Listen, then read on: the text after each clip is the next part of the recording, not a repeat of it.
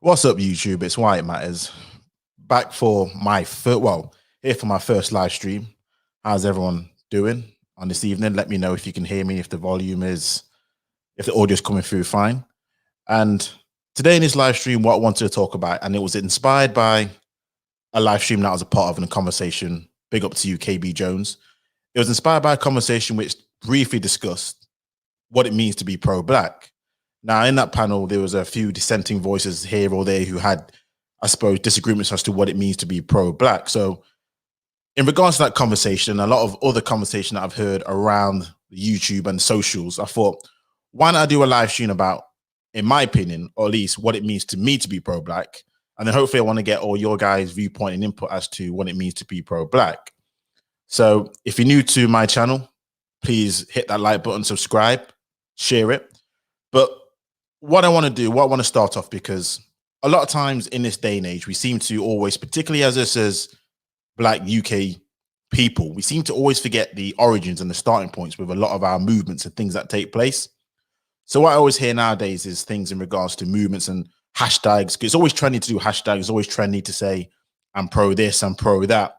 But yet and still, I'm always wondering when these conversations take place, does anyone really know about what it means to be pro-Black? Because it's more than just a word. It's more than just a hashtag. It's more than just whatever the relevant and hot topic is that people seem to be fawning over, particularly over the last year, just because you seem to be on a particular side. It's more to it than that. And I think once people understand what it means to pro-Black, people can actually, I suppose, make up their own mind. Now, I understand that things over time evolve and they change, and movements. That's the nature of the beast. When things start as the one thing, it evolves into other things like political movements. When you have Labour, it goes far left, and sometimes it goes to centre left, but they're all still left. So I appreciate that things do evolve. But I thought today, let's start off with the basics as to what it means to be pro-Black, whether I believe, or should I say, whether I consider myself pro-Black. And then I'm just going to play a short clip, which is just going to illustrate some of the historical pro-Black movements that's happened on these shores. Because again, we always hear about other movements that happen across the pond, but we never seem to really take heed or take fact to things that happen on these shores. So what I'm going to do right now, I'm just going to read out the urban definition of what it means to be pro-Black. I can see Vincent's here on the stream. Hey, Vincent, can you let me know if my audio is coming through okay? Am I choppy? Am I okay? I've been speaking for about, I want to say 6 minutes. And I want to make sure that it's all not come through choppy. There's no edit button on this live stream, you see, so we have to work with it. So let me know how the audio is sounding. But what I want to do is I want to just go over what the urban definition is of it means to be pro-Black. Now, again, I appreciate other people have other definitions of what it means to be pro-Black, but this to me is probably the most concise definition of how I believe the term pro-Black, what it means. And here's what it is. So pro-Black is a lifestyle that encourages the economic growth and development of the Black people as a whole, with a purpose of increasing the wealth and population of Black people around the world, whether it be spending money with Black-owned businesses in your communities or online. It also discusses promoting love for Black people and encouraging Black youth. Its sole purpose is to keep uplifting Black people. So that is the urban definition of what it means to be pro-Black. And that's how I hold it to be true. Again, I understand that terms have evolved, and judging by the conversation that I've been having over the past and what I've been listening to in the clouds, a lot of other people seem to have a very different viewpoint in regards to pro-Black. So I'm really interested to see what everyone else's viewpoint is on pro-Black, whether they agree with that definition. What I do is I'll likely replay the definition once more people come into the stream so people are well up to date. But what I want to do right now is I just want to play a clip, which is going to be about 20, 25 minutes. So it's not going to be too long. And again, what it's going to do is it's going to describe the events that take place in the UK from I suppose, a pro-Black, but some of the pro-Black movements that have taken place and some of the members, and also where they stand. Because what I want to do is after this clip is played, I want to come back and offer my analysis in regards to what it means to be pro-Black based on our historical viewpoint of pro-Black movements, where I stand on it, and also give my take on where I think a lot of pro-Black movements have gone wrong in the past. So without further ado, what I'm going to do is I'm going to share some content and I'm going to play the clip. So bear with me 1 second.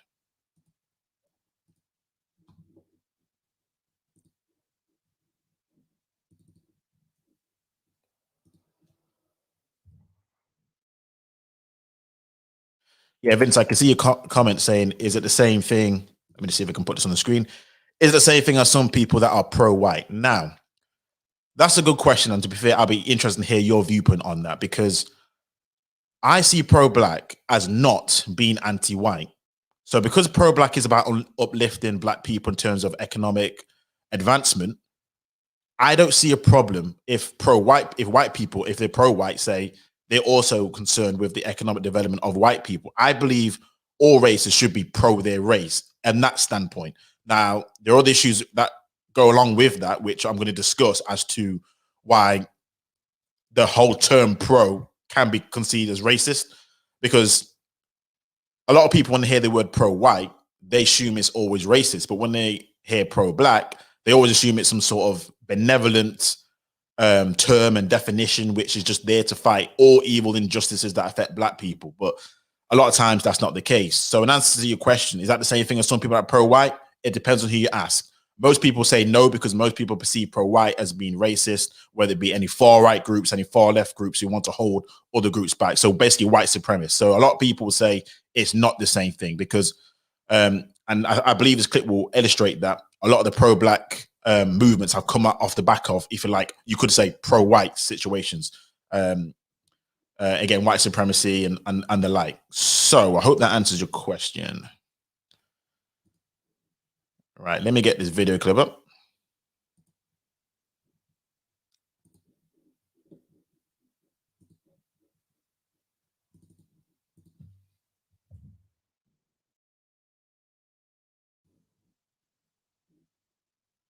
All right, let me know if you can hear this.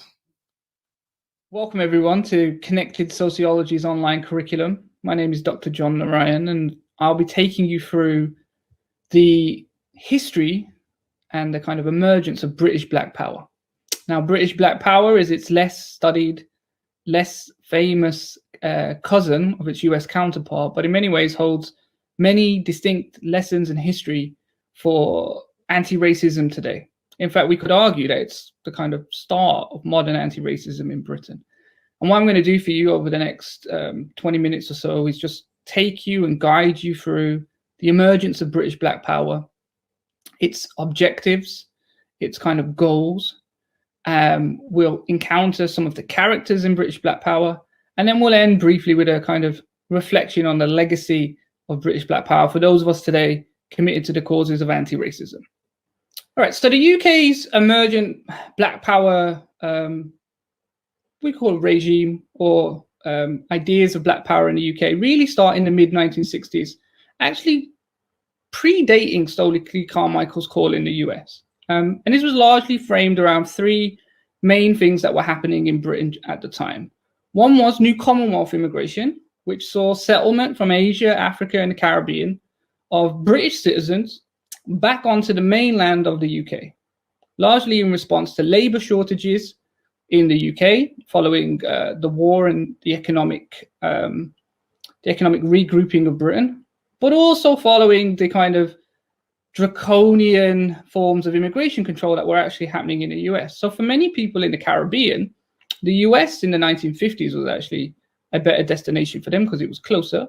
But as the US changed its immigration laws, people started to turn back towards what we call the motherland. From that forms of immigration, you get forms of racial discrimination in mainland Britain, because Britain is finally brought face to face with its colonial subjects, right? Now called its British subjects, who hold the right to kind of move around what is at that point the British Empire. And these citizens face racial discrimination in the immigration laws that allow them in and out of the country, employment, education, housing, and that goody but oldie police brutality. By the latter point of the 60s, there was the emergence of something called Powellism, led by Enoch Powell, who basically argued that non-white citizens, what were called coloured citizens, were essentially second-class citizens in Britain. In fact, they weren't even British. So informed by that US movement, but also by anti-colonial activism, the emergence of third worldism. So the idea that countries like India, like China, like the Caribbean states going forwards to independence, places like Ghana, they were now independent countries that were moving towards trying to change the global order. And British Black Power took all of those influences from the US, from the third world, and its kind of domestic problems of racism, and came up with its own formulation of what Black Power meant. So Black Power in the UK really starts in the mid-60s. Stokely Carmichael actually visits in 1967. This leads to the kind of emergence of lots of different groups. Most famously, the first kind of real Black Power group in Britain is called the Racial Adjustment Action Society, led by someone called Michael X, who models himself on Malcolm X. He has a very interesting and troubled life, which ends in the Caribbean and him being executed. So maybe you'll read up on some of that after this. And he forms the Racial Adjustment Action Society, which is known as RAS, right? And what's happening here in the mid-60s is actually a reaction to Britain's own attempt to create formal and legal equality for its new Commonwealth migrants. So as the coloured migrants, as they were called, came to Britain from the kind of late 50s onwards, you have forms of racial discrimination, and the British state actually does two things. It starts to regulate immigration through immigration acts. So you have 1962, 1968, and 1971 immigration acts, which are essentially about limiting non-white immigration into Britain. And you also have the state saying that it will liberally deal with racism at home. So the Race Relations Acts of 1965. And what this really is their attempt to kind of formally, legally ban racial discrimination. Of course, much like the formal legal equality given in the US, although around different issues, this doesn't work. So by the mid-60s onwards, African Caribbean communities, the African community, the Asian community are still suffering large swathes of racist violence. And what you get is the emergence of these Black Power groups in response to the failures of the British state to provide the economic, social, and political forms of justice, just like the US counterparts, their US counterparts. Black Power in Britain is really about the failure to secure economic and social justice for non-white citizens. All right, so what were some of the groups? Let's go around and let's look at some of the groups that emerged.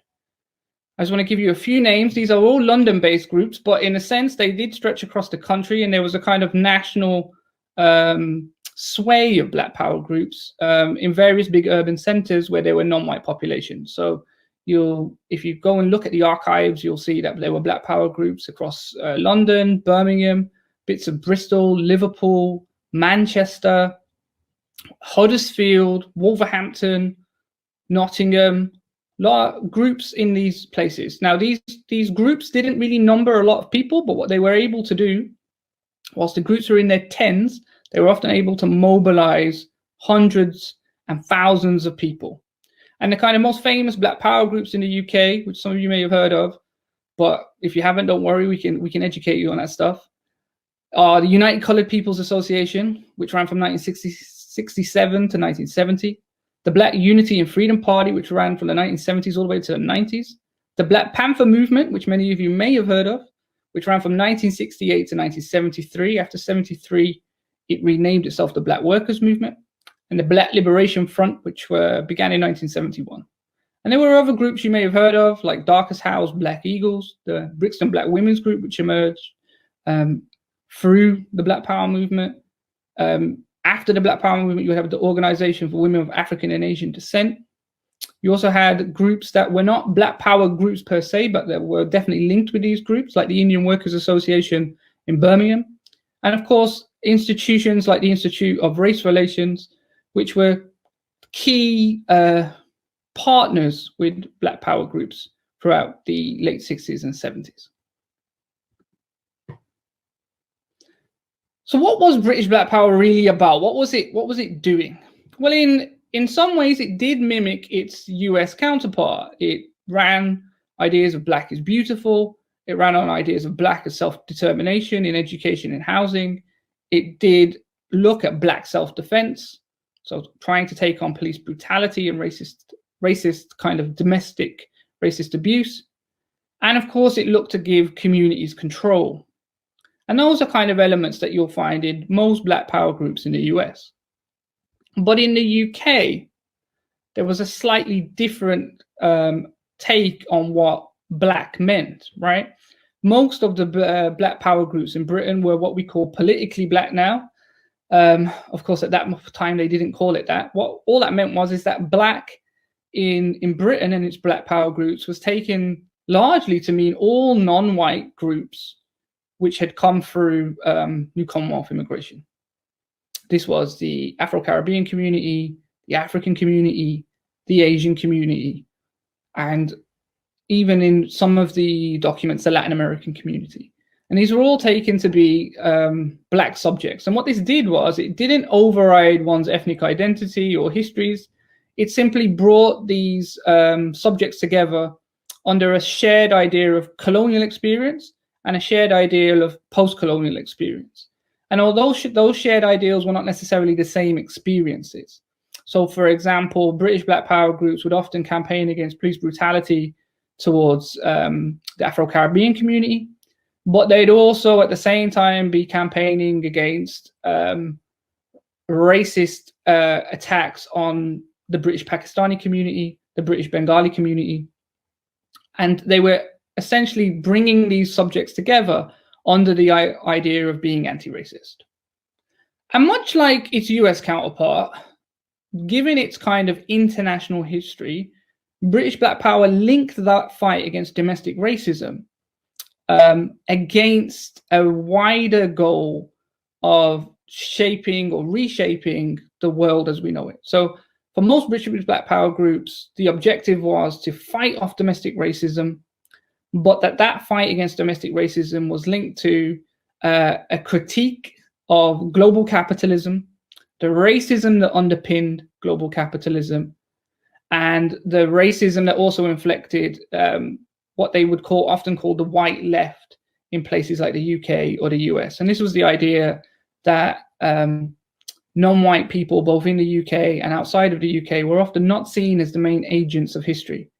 And British Black power, following the kind of critiques established by people like Frantz Fanon, but before him, people like Claudia Jones and W.E.B. Du Bois, George Padmore, C.L.R. James, took that the agency of non-white subjects, both outside the West and inside the West, was actually integral, was chief to the kind of rebalancing of the global economy, critiquing capitalism, and dare I say, even a communist horizon.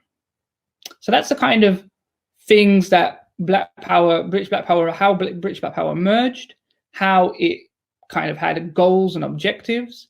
And now I want to kind of take you through to kind of some of the mercurial characters that you may come across, right? So British Black Power has a lot of names attached to it. You would have heard of Darcus Howe, who was in a group called the Black Eagles and joined the Black Panther movement. He was the great nephew of the great theoretician, literature scholar, C.L.R. James.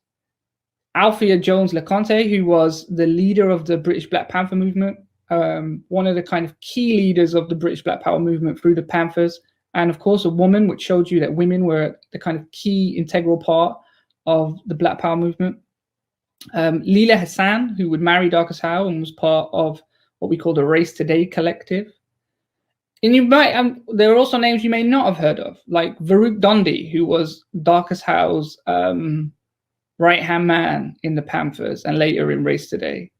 Marla Sen, who was a British Bengali lady who essentially went up and down the country with the Panthers.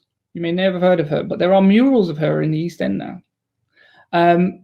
Or someone like Sunit Chopra, who was a part of the British Black Panther movement, who came to study at SOAS, was an Indian, and actually was part of the British Black Panther movement and went back to India and is now once, I think he's retired or stepped down now, one of the highest members of the Indian Communist Party. So there's a array of characters linked to the British Black Power movement.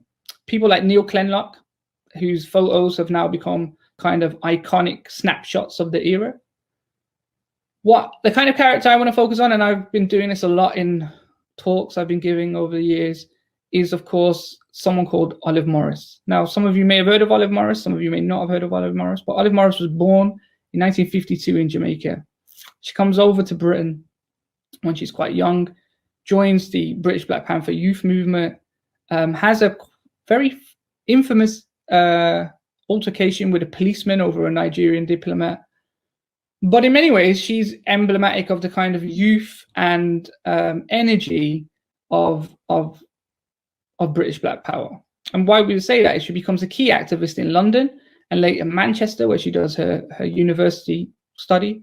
She partakes in various forms of activism, direct action, but also if you go to her archive in Lambeth, you'll see that there's an emerging theoretical mind behind this activism, what this activism means. And she comes to represent the kind of energy of British Black Power, because even though she only lived until 1979 and she died at 27 with the kind of effects of leukemia, her activism has left a mark across London in terms of how you bring the community together, what you would fight over, how you link anti-racism with border control, how you link anti-racism and border control with a larger critique of global capitalism, and how you link that together with how you form solidarity between different communities, different non-white communities, but also how we forge links with white communities who may necessarily feel that their cause is not with anti-racism due to the racism of elites. Okay, let's reflect finally on the legacy of British Black Power. And I want to kind of bring this into kind of contemporary debates around anti-racism and how we should go about things. Just to give you the kind of preamble to what happens to British Black Power. British Black Power is very prominent from the late 60s to the early 70s. Many of you, if we were around at the time, would have actually been aware of the activities of these groups, mainly because they became quite famous. John Berger quite famously gives his 1972 Booker Prize money to the British Black Panthers, right? And there's a newspaper cutting from The Guardian where he basically says, the reason I'm doing this is because the British Black Panthers represent the most radical group in Britain, which critiques capitalism, which critiques racism, and which critiques imperialism. And the exchange of that check, quite funnily, happens in a pub between Darcus Howe and Farouk Dondi over a drink. And apparently the check at one point goes missing, but then kind of turns back up. So British Black Power leads a kind of very charmed life from the late 60s until the early 1970s, but then the groups start to fall apart, largely because of internal tensions, but also because of external tensions. The British state takes an interest in disturbing these groups. Some of you would have seen the show Gorilla, which for all its problems of representation, focused on the kind of activities of the state against British Black Power groups. Sensationalized, but there's an element of truth in it, like all good filmmaking. And by the mid-70s, British Black Power groups have largely kind of fallen apart. But what happens is that their legacy of those groups starts to inform future groups. And so you get the emergent kind of, well, re-emergent forms of Black feminism that come out of the Black Power groups. People like Olive Morris, Liz Obi, found the Organization of African Women of African and Asian Descent. You have the kind of emergence of the Asian youth movement in the mid-70s, which will take on British Black Power ideology and apply it to the kind of Asian experience in Britain. So still claiming the Black subject, but very much about the kind of Asian youth communities across the North and not just London. So the Midlands, northern cities. So that legacy informs anti-racism as it goes ahead. And you also find some of the theoretical ideas of British Black Power start to inform the work of some of the academics you may read. So if you read Policing the Crisis by Stuart Hall et al., you'll see that Stuart Hall thanks Darcus Howe in the acknowledgements. And that's largely because bits of the kind of idea that race is the modality of class, or that class is the modality of race, can be found in the kind of work and publications of the British Black Power groups. And if you read my article, which would be at the bottom of these videos, you'll see what I mean. But what's the legacy for today? Let's just look at that legacy today. We find ourselves in the middle of a kind of global revolt against anti-Black racism, revolts against border controls, which largely render brown and Black people as disposable objects. The kind of re-emergence of a muscular, xenophobic nationalism across bits of the global north. What does British Black Power have to say about that? Well, I think it has a number of things to kind of give us input in. The first is the idea of solidarity.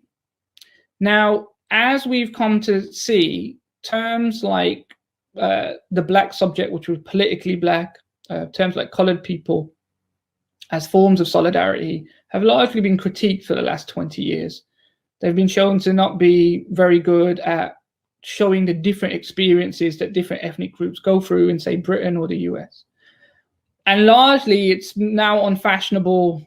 In fact, it would be kind of blasphemous in one way to argue for an idea of political Blackness that kind of underpinned the British Black Power movement. Whilst we may not want to kind of return to those terminologies, what we might want to do is reflect on the legacies of that, of the solidarities of the politically Black era, which British Black Power was a part of. And what we find there is really not so much people eliding ethnic difference or homogenizing everyone, but rather the idea that the only way to deal with forms of racism, imperialism, and capitalist exploitation are largely to form elements of solidarity with other groups, that no one group can go alone, and that racism, imperialism, and capitalist exploitation are multifaceted. And those seem to be kind of good adages that we can take on. We can reject the terminology, but largely we have to focus on how anti-racism in Britain is linked to a global struggle. And that's really kind of powerful, because that means that anti-racism in Britain really isn't just about putting brown and Black faces in high places.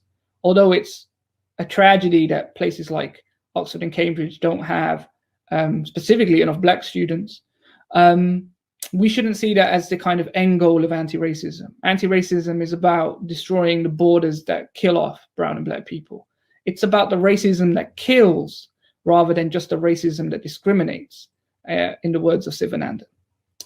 And finally, I think the big legacy of British Black Power is always to remind us, as I've just kind of tried to point out, that the racism in Britain that we see on the streets is largely invented and created by the elites who govern this country, namely in the kind of ways of justifying social relations of exploitation. And they drive a wedge between groups who necessarily may see common cause with each other. Racism is integral to class in Britain. And that's something that British Black Power understood very, very well. And then finally, the biggest legacy that British Black Power gives then on the back of that is how it reframes what we think of left-wing politics. So just as we may not want to see anti-racism as just a kind of domestic tool, which, like I said, puts Black and brown faces in high places, we want to see our anti-racism push forward a progressive politics that seeks to liberate not just 1/5 of humanity, but all of humanity, in the words of Frantz Fanon. So that's taking how domestic racism is linked to global commodity chains and the kind of global forms of exploitation that run across the globe. And some of you may have seen that this summer, in the middle of this crazy time of the pandemic, we've seen that Britain's racialized economy largely leads to really bad outcomes for swathes of Black and brown working class people. And you might have read about the Boohoo factory in Leicester, where Asian women, but also Eastern European women were being super exploited in order to produce garments that you and I, or maybe not you and I, some people out there would like to buy. And that is a great kind of example of how racism and the ideas of disposability lead to super exploitation in places like Britain and Leicester's factories. But it also, in a kind of British Black Power kind of way, if we took that analysis, we would push this further and we'd say, well, those forms of super exploitation in places like Leicester are actually very similar to forms of super exploitation that take place outside of the West, outside of the global North, in places like Bangalore. Or we might want to, where Asian women are paid a pittance to create products that we buy. And so our focus on just domestic racism has to be linked to that internationalized form of racism, which is linked to capitalist class exploitation. And those would be the biggest lessons of the British Black Power movement, that our forms of domestic anti-racism must be linked up to global forms of anti-racism and anti-capitalist exploitation so that we can all liberate each other rather than just little bits and parts of the globe.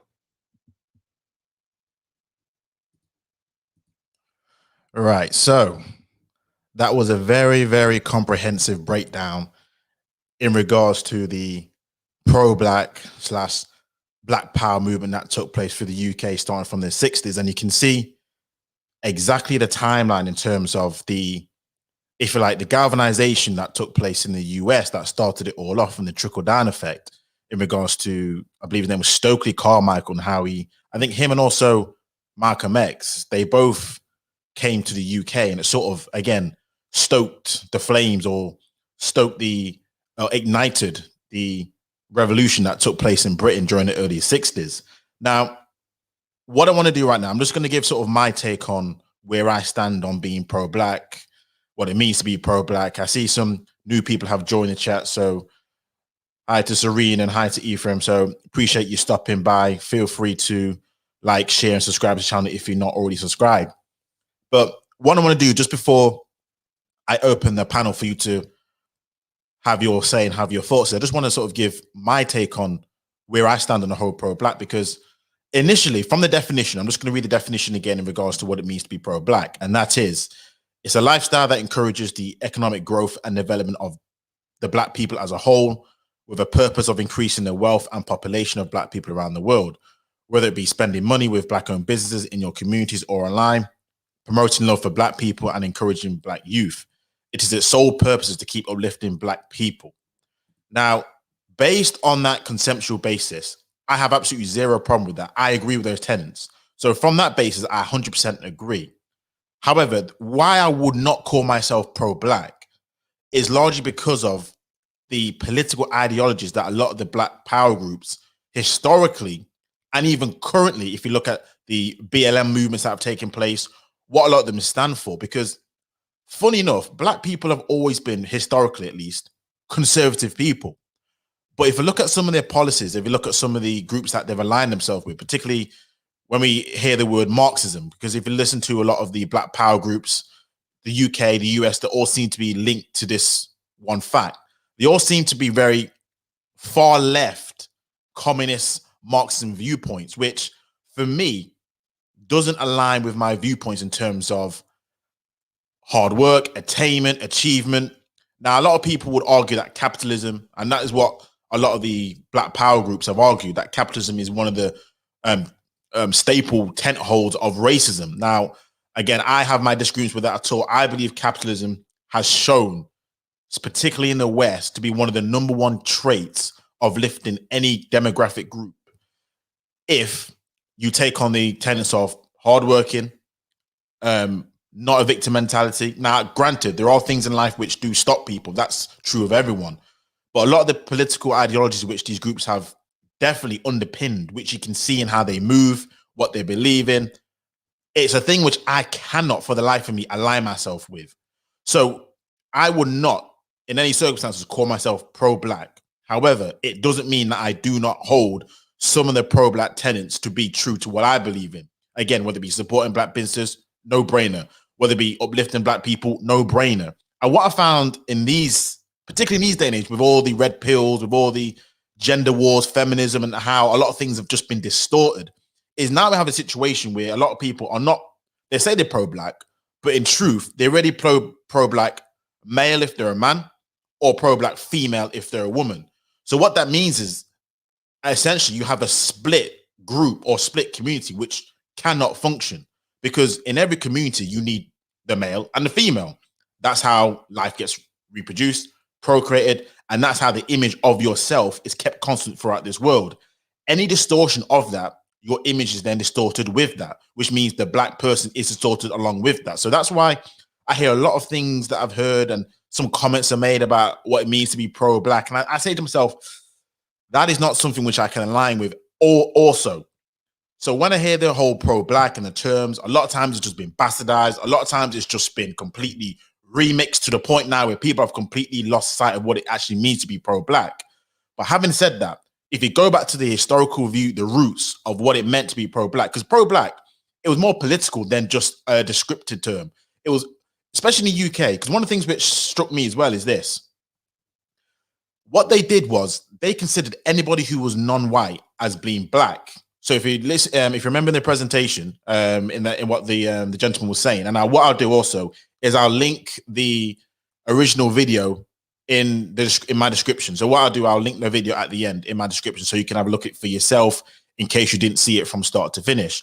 But what they did is that they classified anyone who was non-white as being black, which meant everyone was under the umbrella term as being black. And again, it was such a political term back in those days, where even now I can understand why the term BAME was in existence, because at that time, I suppose it was just a legacy of the fact of anything that is non-white is politically black.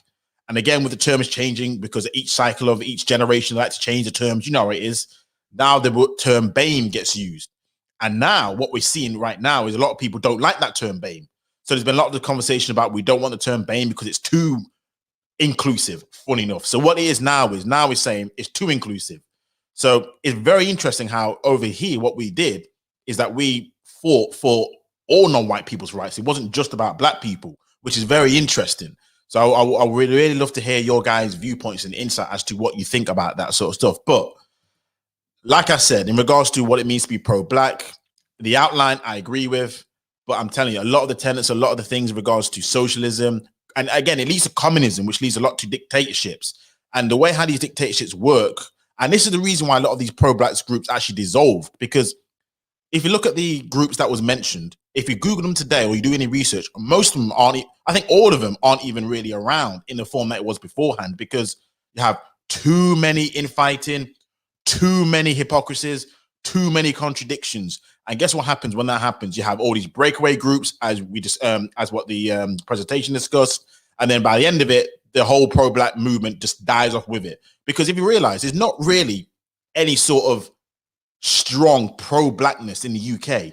One of the things I've always realized about over here is that there's not really a strong pro-black pride that we see in the communities that have been forged over the years, which have just been kept constant. It's really just died down, and it somehow gets revitalized when an issue takes place, then it dies down again. There's not really that cause where you have these black people lobbying the governments for what they need constantly, black people in your corner constantly. It always has to be, and this is another thing why I don't like pro-black movements a lot of time, they always want help from the government. And a lot of time I do believe in just being self-sufficient. A lot of other communities have mastered that. Look, if we can't get what we want from the government, then we'll go about another way, which is usually spending our money in our communities and hitting it where it hurts, which again, a lot of the capitalist mindset, which seem to go counter opposed to what these black movements are. So that's my take on these things. And there's a few other things which I really wanted to get into, but what I'm going to do right now is I'm just going to drop the link in the chat. So by all means, feel free to jump on. I'm sure that's the right link. Yep, that's the right link. So feel free to jump on. I'm happy to hear your viewpoints and to what you actually believe from the video, and just let me know your thoughts as to what you believe it means to be pro-black. Do you consider yourself pro-black? What are the things that you noticed? Because one of the things I've always noticed when I was in that sort of listening to a lot of these pro-black spaces in regards to it is some of the, it's almost like for me a red pill rage mode that I was under. What's up, KB? How's it going? Thanks for joining, man. I'll definitely catch you up. But a lot of times when I listen to these pro-black movements, and again, a lot of the branches have been like Pan-Africanism, or again, the Black Panther movements, all this kind of other stuff, and even BLM. A lot of times what I've realized is it puts you in a mode where you have this anger towards just white people. I don't know if anyone's actually have that sort of phase in their life where for some odd reason you see any white person, even if it's someone who you're just cool with, who's done nothing to you, but you see white people as just the enemy from the get-go. And I'm like, that is not something which I even want to even hold within myself, because one thing which I've always fought for is knowledge of self. That's never something which I'll disagree with in regards to a lot of the pro-black movements. I believe we should know about history, all our history, in a truthful and correct terms. I believe that we should always remember it and instill it into our younger generations and our current generation. Because a lot of us, let's be honest, even in regards to a lot of things I listen to right now, I didn't know a lot of that kind of stuff. So it's very interesting and it's very useful that we keep remembering it. But the problem I always have is that always the way it gets spun when I listen to these pro-black sectors is always the white man is practically the devil, the white man's evil, et cetera, et cetera, et cetera. And then I'm just like, what? And when I look at their lifestyle, and this is another thing which, depending on the conversation goes, I really want to discuss. When I look at their lifestyle, they always seem to say, I hate the white man. This is the case. But yet I see them with non-black partners. And I'm like, hold on a second. How does that make any sense? And a lot of times the hypocrisy of what I see and all this kind of other things, I'm like, I know exactly what it is. You guys, if you're a man, whenever you say, I hate white people, put an asterisk besides it. It's, I hate white men, but I love white women. If you are a black female and you say you hate white people, again, put an asterisk beside it. They mean I hate white women. I love white men. And a lot of these things which people think, oh, well, that doesn't make a lot of difference or make a lot of sense. But if you realize what the tenets are in regards to when you're fighting for black people, one of the things which black people always talk about is the image of white people, white supremacy. So by holding that image, there's a subconsciousness to it, which I don't think people understand. But that's always been a controversial topic for as long as I'm alive and as long as the earth is going to be living. I guarantee that point will always be controversial in the eyes of a lot of people who believe in this pro-black, whether they're Pan-African, whatever it may be. That's always the trait, which to me seems very straightforward to understand and unpack, but has become an absolute minefield as to whether you can or can't, or whether you're still pro-black or not. Listen, you're still black. You're just not pro-black. It's just two different things. Two different things. So this is the thing which I've stopped really listening to a lot of these pro-black rhetoric. It's good up to a point where they teach you about the history. They teach you about what took place in the years. We'll talk about all different groups. Again, in terms of political, how it breaks it down, it is very, very good. I'm not even going to deny that. However, what it always comes back to, what it will always have its roots down to, is that hatred, that almost like red pill rage mode, which just, for some odd reason, it's not conducive to being a valuable member of society. And that leads me to the next point of why I have a lot of disagreement with the pro-black movements. And that is because I don't see the growth as I would like to see the growth in these movements. And I'll explain what I mean by that. Because when it comes to these pro-black movements, take, for example, the Jews. So the Jews are very clever in how they do things. They dominate industries. Now, they may not have all Jews working in those industries. For example, the music industry. Everyone talks about how the Jews dominate the music industry, but black people are the ones working for the Jews. So this is the next level game that Jews will play, what black people, for some reason, have still not learned yet. Jews will have other races working for them. However, they sit on the boards or they have the controlling stake, which means, guess what? The Jews, that person and that community benefit from all the hard work that another race of people does. Now, does that mean that Jew won't pay you, that Jewish person, make sure I'm politically correct, excuse me, that Jewish person won't pay black people, non-Jewish people, their fair dues? No. They'll pay their money, they'll remunerate you as per your salary, as per it should be. However, who gets the major dividends? It will be the Jewish community. And this is what I always found with the pro-black movement, a lot of black-centric viewpoints. It's always, we need to get black people working for black people. Now, I don't disagree with that viewpoint, but to be next level, to be on that level, here's what you need to do.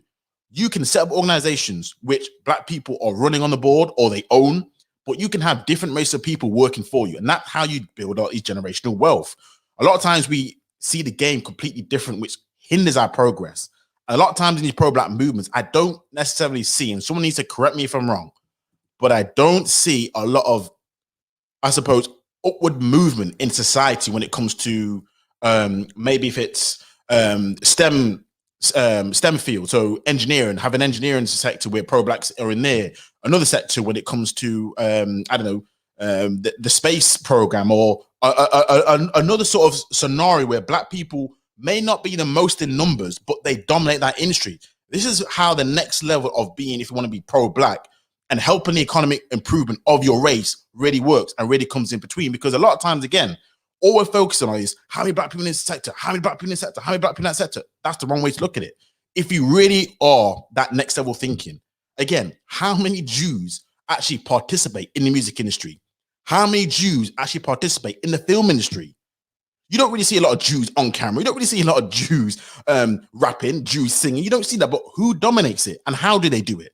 This is some of the blueprints which I don't see happening when it comes to these pro-black movements. I know the reason why. Because a lot of them believe when it comes to these kind of sectors and fields that to be up on that level, a lot of times it's selling out. And a lot of times because of its political socialist agenda that underpins a lot of these movements, they don't actually believe you should be in that sort of movement. So what happens is they see it as Eurocentric as opposed to Afrocentric. So a lot of these pro-blacks, if you ever realize them, the only thing that they can do is teach. I mean, if you name some of the biggest pro-black people, the current ones right now, I'm thinking of, again, I'm gonna have to go to the US ones, but Dr. Umar Johnson or Professor James Smalls, and you got like Sarnetta and those kind of people. And it's like, what I see from those kind of individuals, which again, I have no problem with, is a lot of it is just the teaching element of it, where it's just all about, you're all on screen, you're in front, you're doing a teaching, but I don't see that other work that goes behind it to build up that community, that structure. Maybe I'm wrong again, but from what I see, it always seems to be quite twisted. When it comes to black people and movements, we love to be out in the front. We love to be the one saying, I'm the one who spoke to this person. I'm the one who did this. I'm the one who did that, from a speaking viewpoint, as opposed to people doing the actual groundwork. Because a lot of movements take place. And guess what? We don't even know some of the people that was listed in it. Because like with Jews, they're very background people. Some of them are foreground, but they're background people. But they have the power. Everyone keeps saying the people who pull the strings, you never see. You just see the puppet in front when it comes to our politicians. People always say about the prime minister or the president of the United States, oh, he's not the person who's controlling things. It's the people behind that person. So I'm like, great. Why don't you become that person behind that person to control the strings, to make sure that your lobbying, your viewpoint, your policies get put through? But a lot of times, my impression of what I see from these groups is that they see that kind of work, that legwork. Because guess what? It requires diligence. It requires hard work. It requires patience.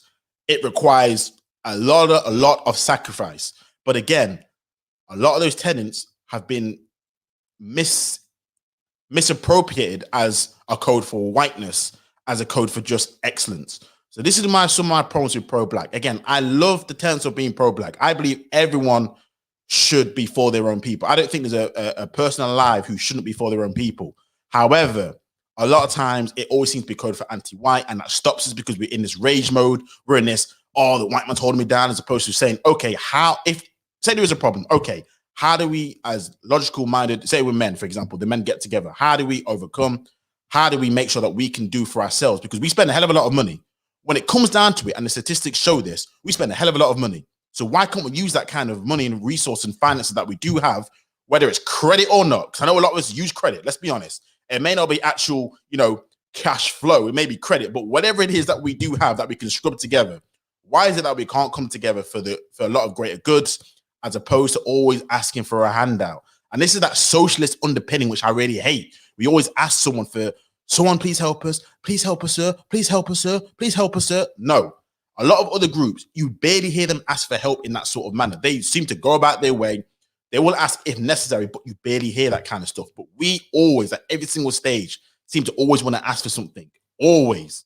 But again, people argue it's the reason why. I'm happy to have that conversation. But they are my, if you like, my reasons why I cannot call myself pro-black. Again, I've dropped the link in the chat again. I've noticed a few people in there. What's up, Myth Twist? So again, happy for you guys to come up, share your thoughts on what it means to be pro-black. And again, I'm happy to have a debate because I'm pretty sure. And this is another thing, obviously, which is just human nature. We're all individuals. We all have different viewpoints. We all have different. I suppose I won't say size. That's the wrong word to really use, but we all have different views on how things should be done, which is cool because you need that in life. In any company, you need different viewpoints. If everyone's singing off the same hymn sheet, then likelihood we're all going down the wrong path. So we all need different viewpoints and different analogies. So by all means, the panel's up and open for everyone to come in. I do want to have a good conversation today. I don't want to keep it too long, on this weekday. So if you guys want to come on, or ladies, whoever's listening, I'm all ears. By all means, join the panel. All right, I'm just going to look through the chat right now. So yeah, Myth Twist says, those who can't do, teach. And that's exactly it, really. And here's the thing. We do need teachers. But my days, we have too many teachers. We have too many people in the black community who just want to be forerunners for things that they don't do. So what happens is everyone wants to be the leader of some sort of movement. Everyone wants to be the face of a movement. But when it comes to the actual doing, the logistics, the actual planning, that's the thing which I've always seemed to be lacking when it comes to the black community. It's always a case of we always want to be the forerunner, always be in the front. We always want to have the limelight. That's what I want to say, the limelight. We crave the limelight. But know what makes me laugh? The things that get done, the most revolutionary things that get done, a lot of times people don't even know their names unless it gets dug out from some sort of archives. But we crave the limelight. And that's why a lot of times when it comes to these pro-black movements, we all like to be in front. Everyone wants to have their name. It's the same with anything when it comes to any industry that we're going, whether it be music industry, rap industry. We like the limelight. So everything that we get involved in is all about the limelight. So it's never about just doing unfortunately, the less traveled, the unselfish work, the work that no one notices, the work that no one's going to give a crap about, the work that no one's going to say at the end of the day, thank you, well done, and all this kind of stuff. That's the kind of work that doesn't get done enough when it comes to us as a community. And that's the legwork. So everyone wants to be, in front, taking the line, smiling for the cameras, being that, Dr. Martin Luther King Jr., that Malcolm X, all that kind of stuff, be a martyr. Everyone wants to be that kind of person. But the true activism is done in the trenches, not done in the limelight, in the trenches. But too many want to be chiefs, no one wants to be Indians. That's what my problem is. So absolutely, those who can't do, teach. What's up, KB Jones? How's it going? How you doing, bro? You good? Yeah, doing all good. It's all good over here, man. So I don't know how much you caught of the stream at all. I did play it was a short video, 25 minutes, in which it was discussing sort of the history of one of the UK sort of pro-black movements that took place and the legacy that is left and stuff of that nature. I don't know how much you thought of that. I caught a little bit of it. I rewound a little bit, and but I wanted to hear you live. But I did kind of get the gist. But first of all, I just want to say, fantastic subject for your first stream. I think Myth said that as well. But great subject, bro. The way you're articulating is very, very spot on, especially the points you were just saying. It reminds me of what they used to say about, there was I don't know if I got it correct, but about players in the NBA basketball in America. Yeah.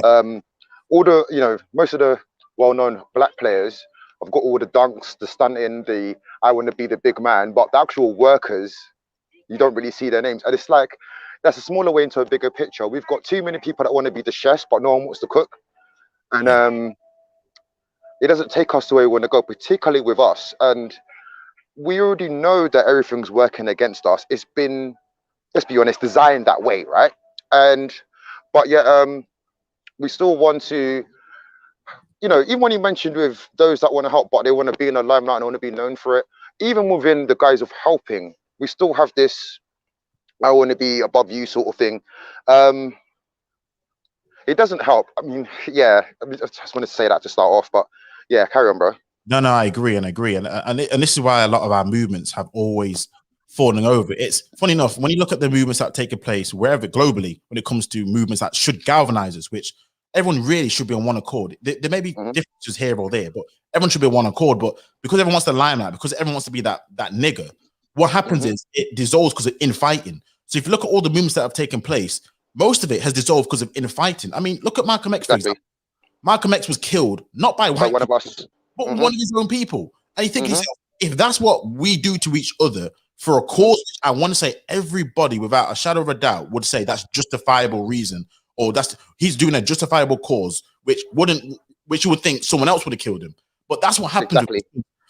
A lot of it is jealousy, I believe. A lot of it is just down to jealousy because you want the limelight, because they're the person who gets to speak, they're the person who gets to, go around and be the one who's credited for doing a lot of this stuff. But again, the work is done in the trenches. And I go to this other case when it comes to, I don't know how much you follow of this, by the way, but Dr. Umar Johnson, he's been trying to build a school for a long, long time. Oh, yeah. Now, that's the classic example, that whole scenario of what I'm talking about, where a person who, I'll be honest with you, probably doesn't know what it takes to do things in their trenches to build what needs to be built, but he's that perfect guy to be the front runner in terms of orating about all the ills, all the issues. So if you listen to his YouTube streams, his live streams, his any sort of speaking engagement that he does, he's brilliant. He's brilliant. You can't take it away from the brother. However, in terms of building that school, which requires discipline, hard work, it requires teamwork, it requires ego to be left by the sideway. What's happened? It's been so many years, so many. It's been like 12 now. Yeah. And you think to yourself, where's the school? But yet there's a school coming. And it's like, in order for the work to be done, and for these things to get done, we need to put aside a lot of these jealousy, a lot of the ego, a lot of the jealousy. But again, it's all about the limelight. And I think Mystery put this down here. He calls it the protagonist problem. And absolutely, everyone wants to be the protagonist of the show, of their life. And I get it. Everyone wants that limelight at some point, but I believe there are certain people who are built for certain things, and there are other people who are built for other things. And what we need to be able to do is highlight individuals who have skill sets in maybe building, architecture, design, mathematics, and we need to come together as a coalition and use those gifts and those talents in the right way. Otherwise, it's just going to get left by the wayside. So a lot of these things happen. I'm like, I already know what's going to happen by the time it starts. It's just going to get dissolved, and by the next time it comes around, I'm like, what happened to so and so? What happened to this? What happened to that? Oh yeah. It never got off the ground. That's what it is. It doesn't get off the ground. Do you know what? Sorry to cut you. No, in terms of some of that, right? Like part of that is because exactly what you're describing is correct, but that stuff needs like delegation, and this is partly what the problem is.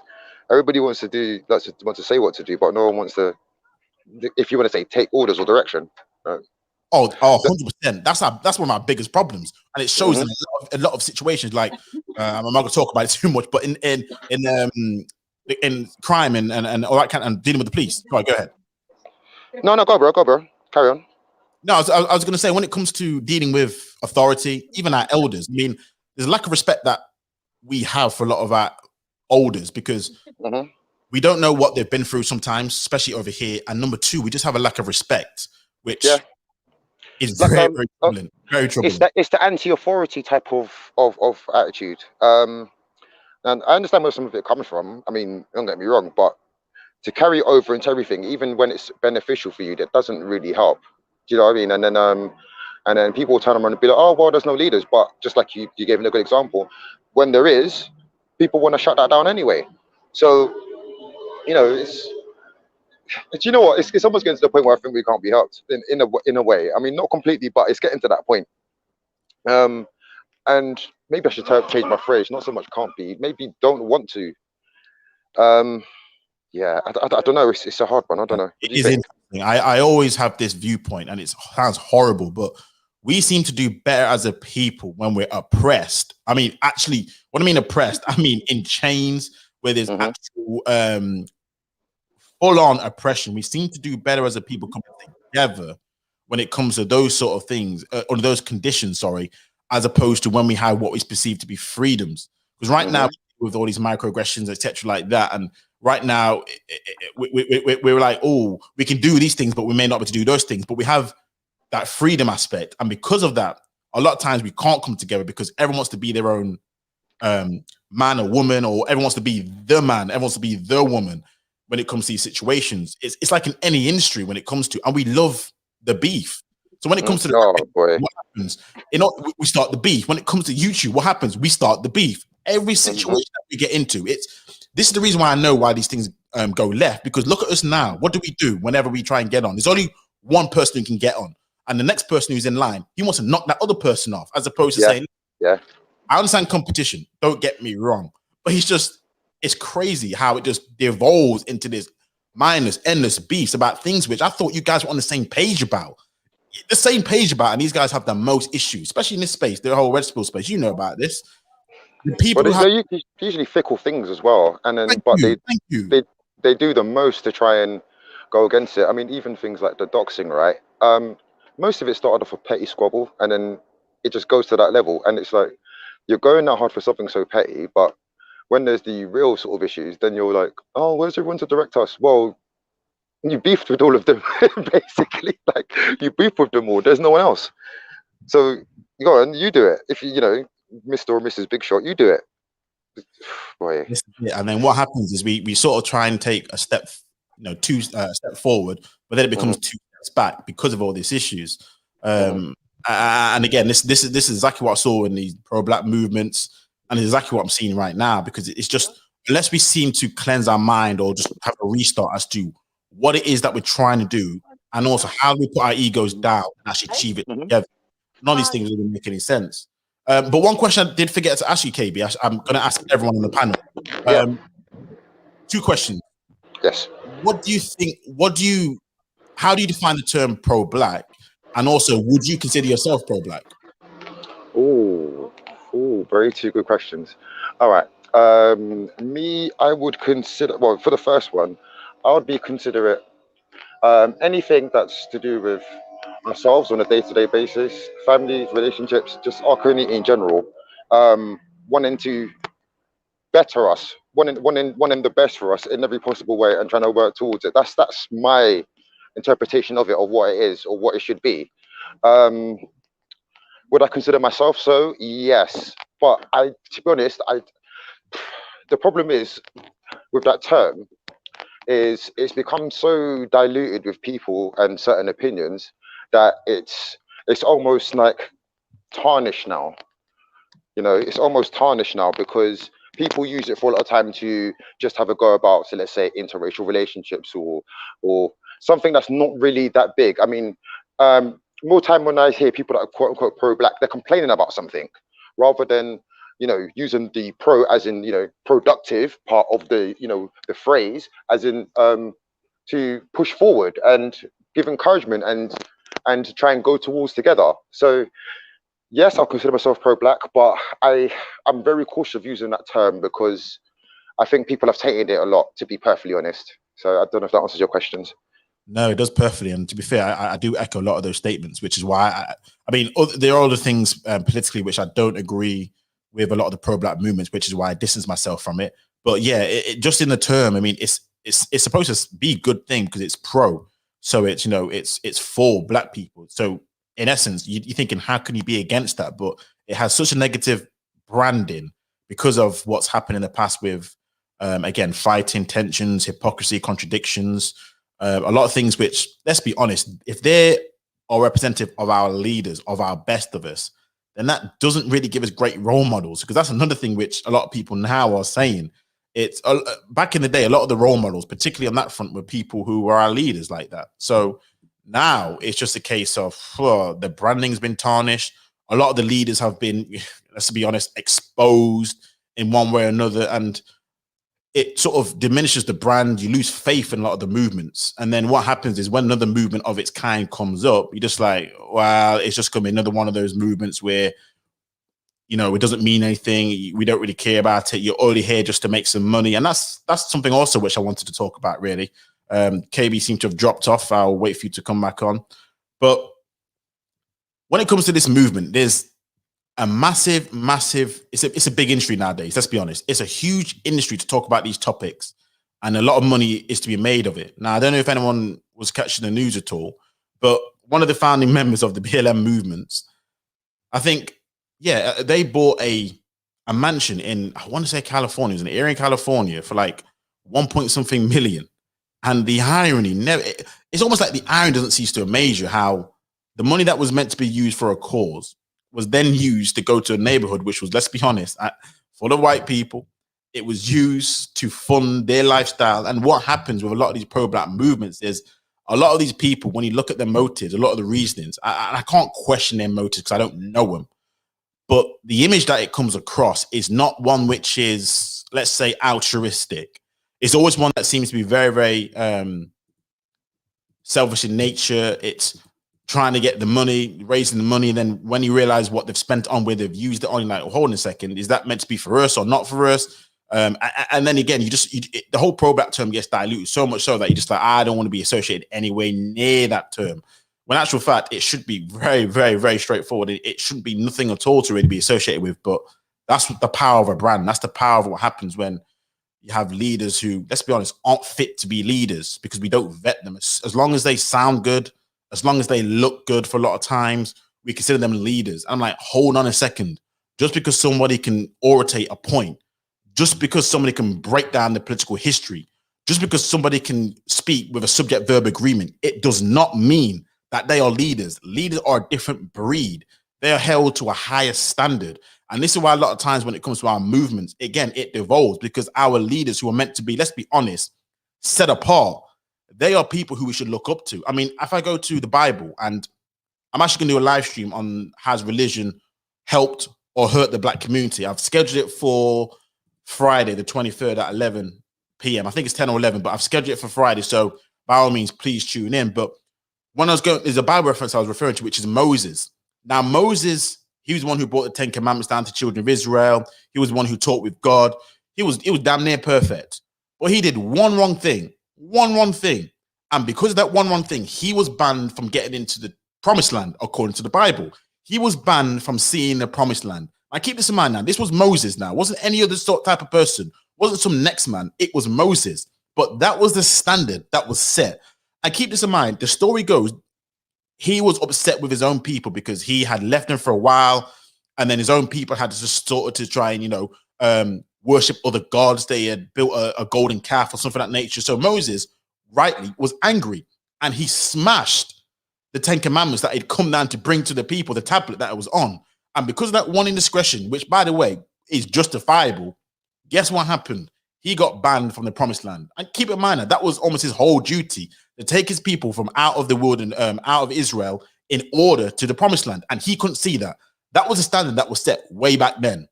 Nowadays, what's the standard when it comes to our leaders? They're serial cheaters, they're extortionists, they beef and bicker with other YouTubers like children, they can't take any direction. These are the people who we're looking up to, and these are the people who we're supposed to be following under this guise of, I'm supposed to take you to the promised land, yet you can't control your emotions. Yet when it comes to the biggest stages, you guys seem to get exposed all the time when it comes to money laundering, when it comes to all these, I want to say arrest records, because not historical records, I'm not current records. There's always seemed to be some sort of pro-black and then fraud or pro-black hustle, scam attached to a lot of these people who are meant to be pro-black, who people look up to, people who watch. I'm like, come on now, this cannot be our representation of who we are as people. And again, it just devalues the brand. And it's one of the reasons why I don't consider myself pro-black one iota. And I mean, it's just mad. And Vincent, yeah, you just put a comment on here that you only have to look at the leaders of the black predominant countries. 100%. I mean, you will know more than me because obviously you go back from Nigeria, and obviously KB, you'll be able to say the same thing. But I always hear a lot of Africans always say that the reason why the continent, I mean, I was going to say some of the countries, but the continent itself is where it is because of the people running the place. And you think to yourself, the people running the place should have the best interest of their own people. That's what you would think. But clearly that's not the case. I mean, Congo, just one country in the whole of Africa, has enough resources where almost the whole world needs. And it's like, how is it possible that you have all these countries in the continent of Africa with all these resources, gold, copper, myrrh, cobalt, all these things which the world needs? Because if you look at Europe compared to Africa, it's not even a comparison. Africa has so much resources still to this day. Europe is just like a wasteland.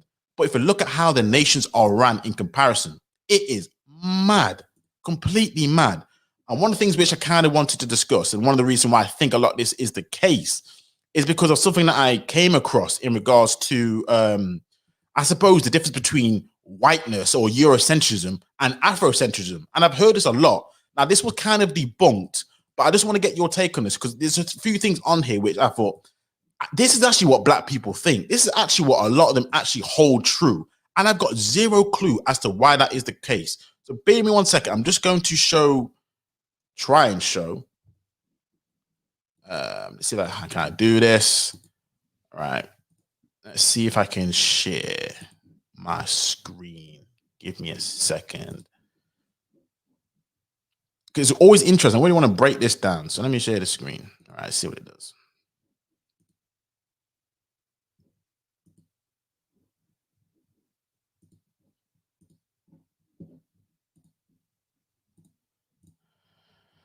All right, so one of the things which I picked up on, which I saw, again, take this with a pinch of salt. That's what I'm going to say to you. But this was one of the things which had been deemed as white culture.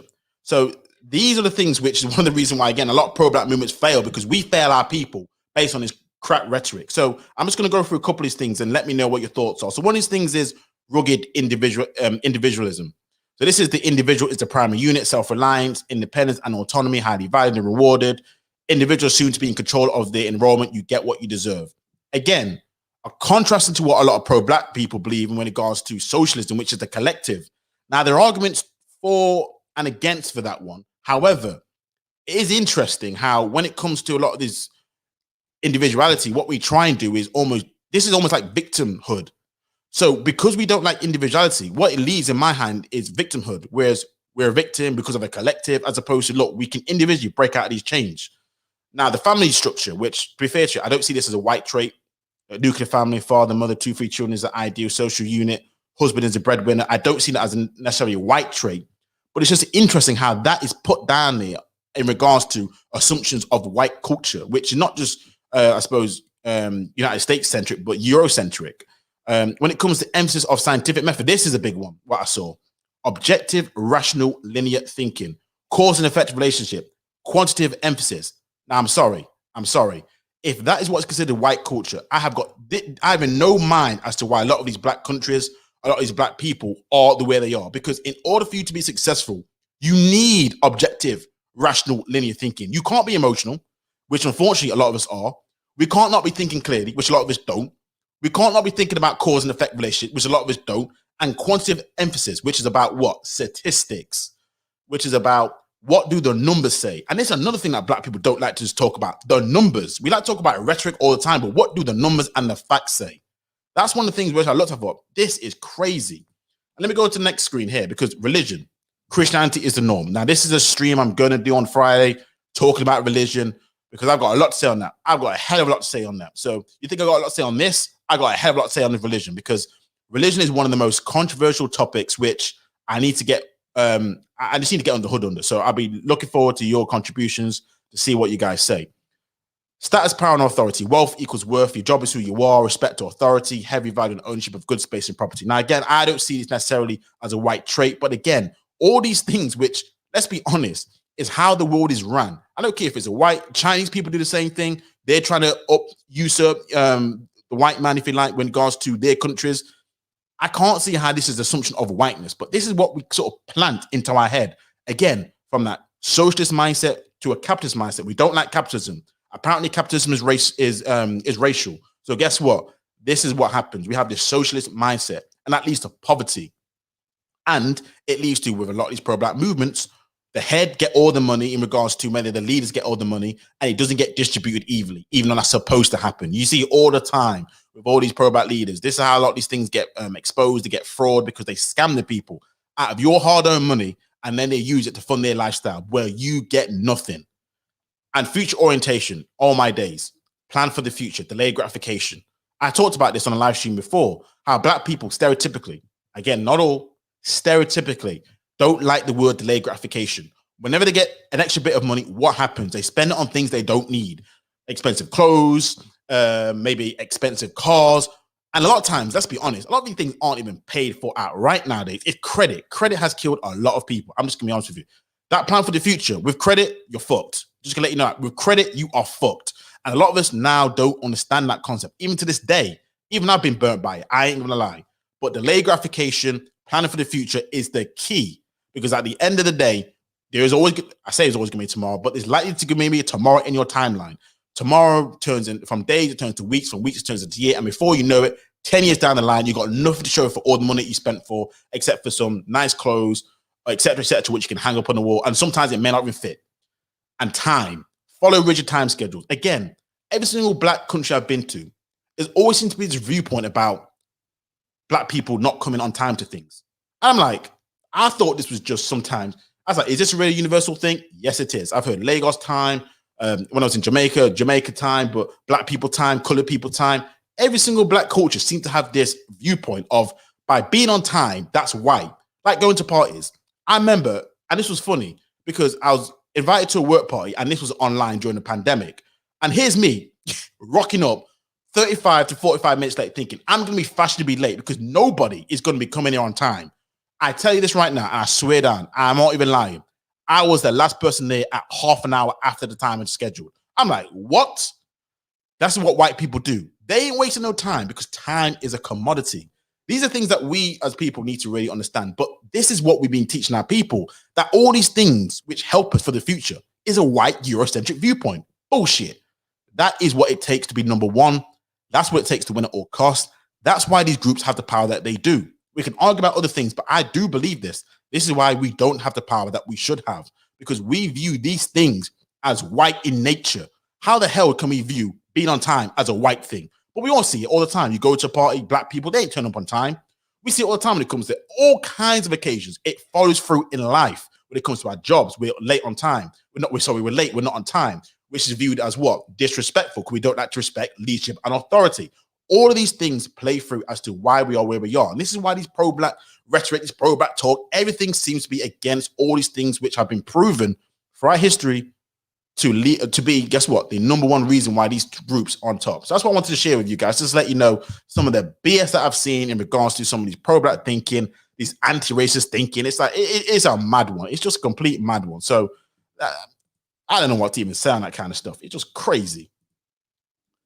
But let me see if anyone's in the back chat. But again, by all means, let me know if you want to come up. Otherwise, what I do, I'll happily end the stream, to be fair, because I think I've said a hell of a lot. But let me just go to the chat, because I appreciate I couldn't really see some of the chat. So give me a second. So yeah, management chaos, Serena, absolutely. A lot of things, it is management chaos. Vincent, I never understood why some black people say it's white man's fault, almost everything. And that's that rage mode. That's that rage mode. What happens a lot of times when it comes to these pro-black thinking, when you hear them, a lot of times it's always hard to pin the blame. I'm like, there's a time when we can say there's blame, and there's a time where we have accountability and responsibility. And that's what we don't seem to have enough of. We need to have that correct balance where, where's our responsibility? Where is our accountability? Where is us? What can we do in a situation? So that's what we don't see. So that's why you always hear that white man's fault, because it's easy to blame. It's so easy to blame. Again, the red pill space is a testament of that. It's easy to blame everyone else for your problems. Easy.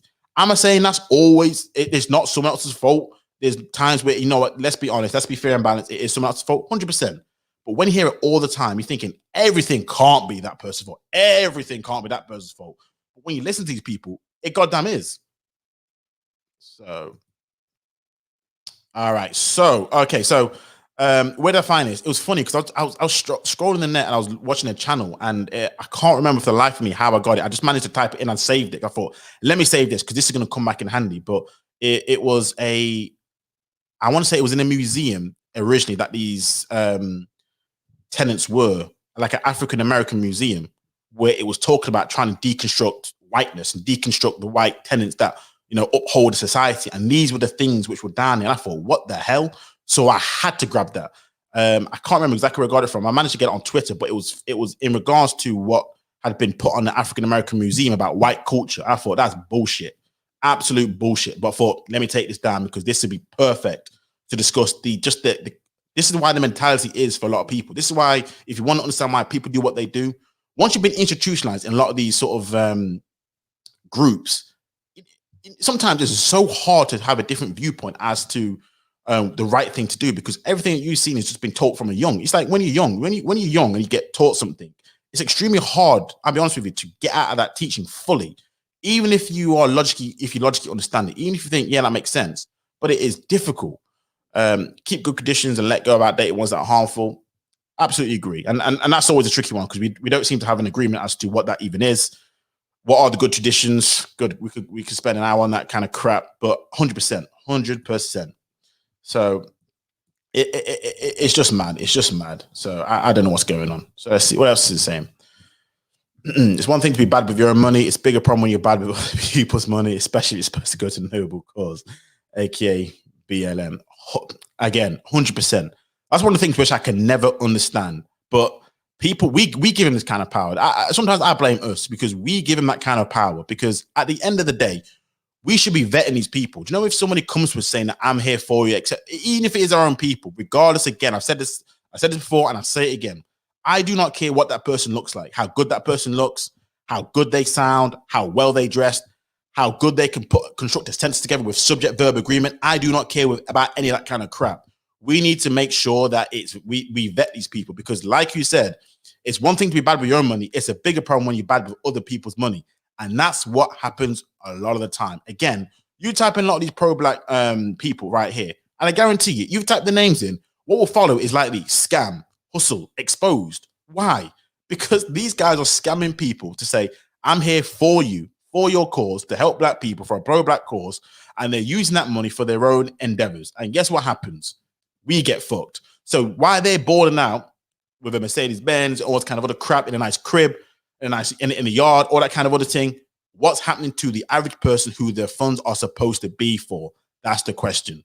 So we need to do better, man. We need to do better in vetting these people, or at least say they're all up there. We say they aren't a part of us. So whatever it is that you think it is, they're not a part of us, because otherwise people would assume just because they, use certain tag or slogan, you're a part of their group or you endorse them. Hell no. So it's just mad. It's just mad. So let's see what it's saying. Would you agree that other people of color groups understand this and do better? Yes. I'm assuming you talk about other things in terms of the late gratification, timings, and all that kind of other stuff that I brought on the screen. But yeah, 100%. Again, this is a generalization, because I know every group has their own problems. And when you speak to every other group, they will tell you the kind of problems that they have. And you're thinking, wow, a lot of black people we're quite insular in thinking that we're the only ones who have these problems, but that's so not true. But at least from a base standpoint, there's certain things which I've never heard other communities have to galvanize people about in regards to, spending black pounds in the community, or how to build a community. I mean, if you ever go into an Asian community, you already know without even checking it's an Asian community, because of how they build, how they structure everything. Like, again, granted, they're not always like each other. There's problems in a community, but instinctively, you already know what kind of community you're going into. You know the flow, the vibe, the ebb. You know that some things won't be tolerated in that community. Some things probably will do, which you're like, okay, fair enough. But there's a sense of other groups understand a lot the game. They understand the game of life better, I think, when it comes to these things. As to why that is, I don't know. I mean, I have my theories, but they're only theories. But truth be told, I've got zero clue. But other groups seem to understand a lot of these things better, and they do better. I mean, if you look at some of the statistics when it comes to attainment, education, income, it's no wonder why when it comes to the Times 100 rich list, billionaire list, I'm talking about billionaires in the UK, majority of them, if it comes to the quote unquote BAME groups, most of them are Asians. And I'm talking about regular people now, exclude athletes, because black people, the only ones that can be on the list are athletes. But I'm talking about just the business folks, the regular people who can be regular and get to that kind of level. They're always Asians. And it's because they have their family structure behind them. And that's something that we really need to get back to, that family structure. I'm telling you.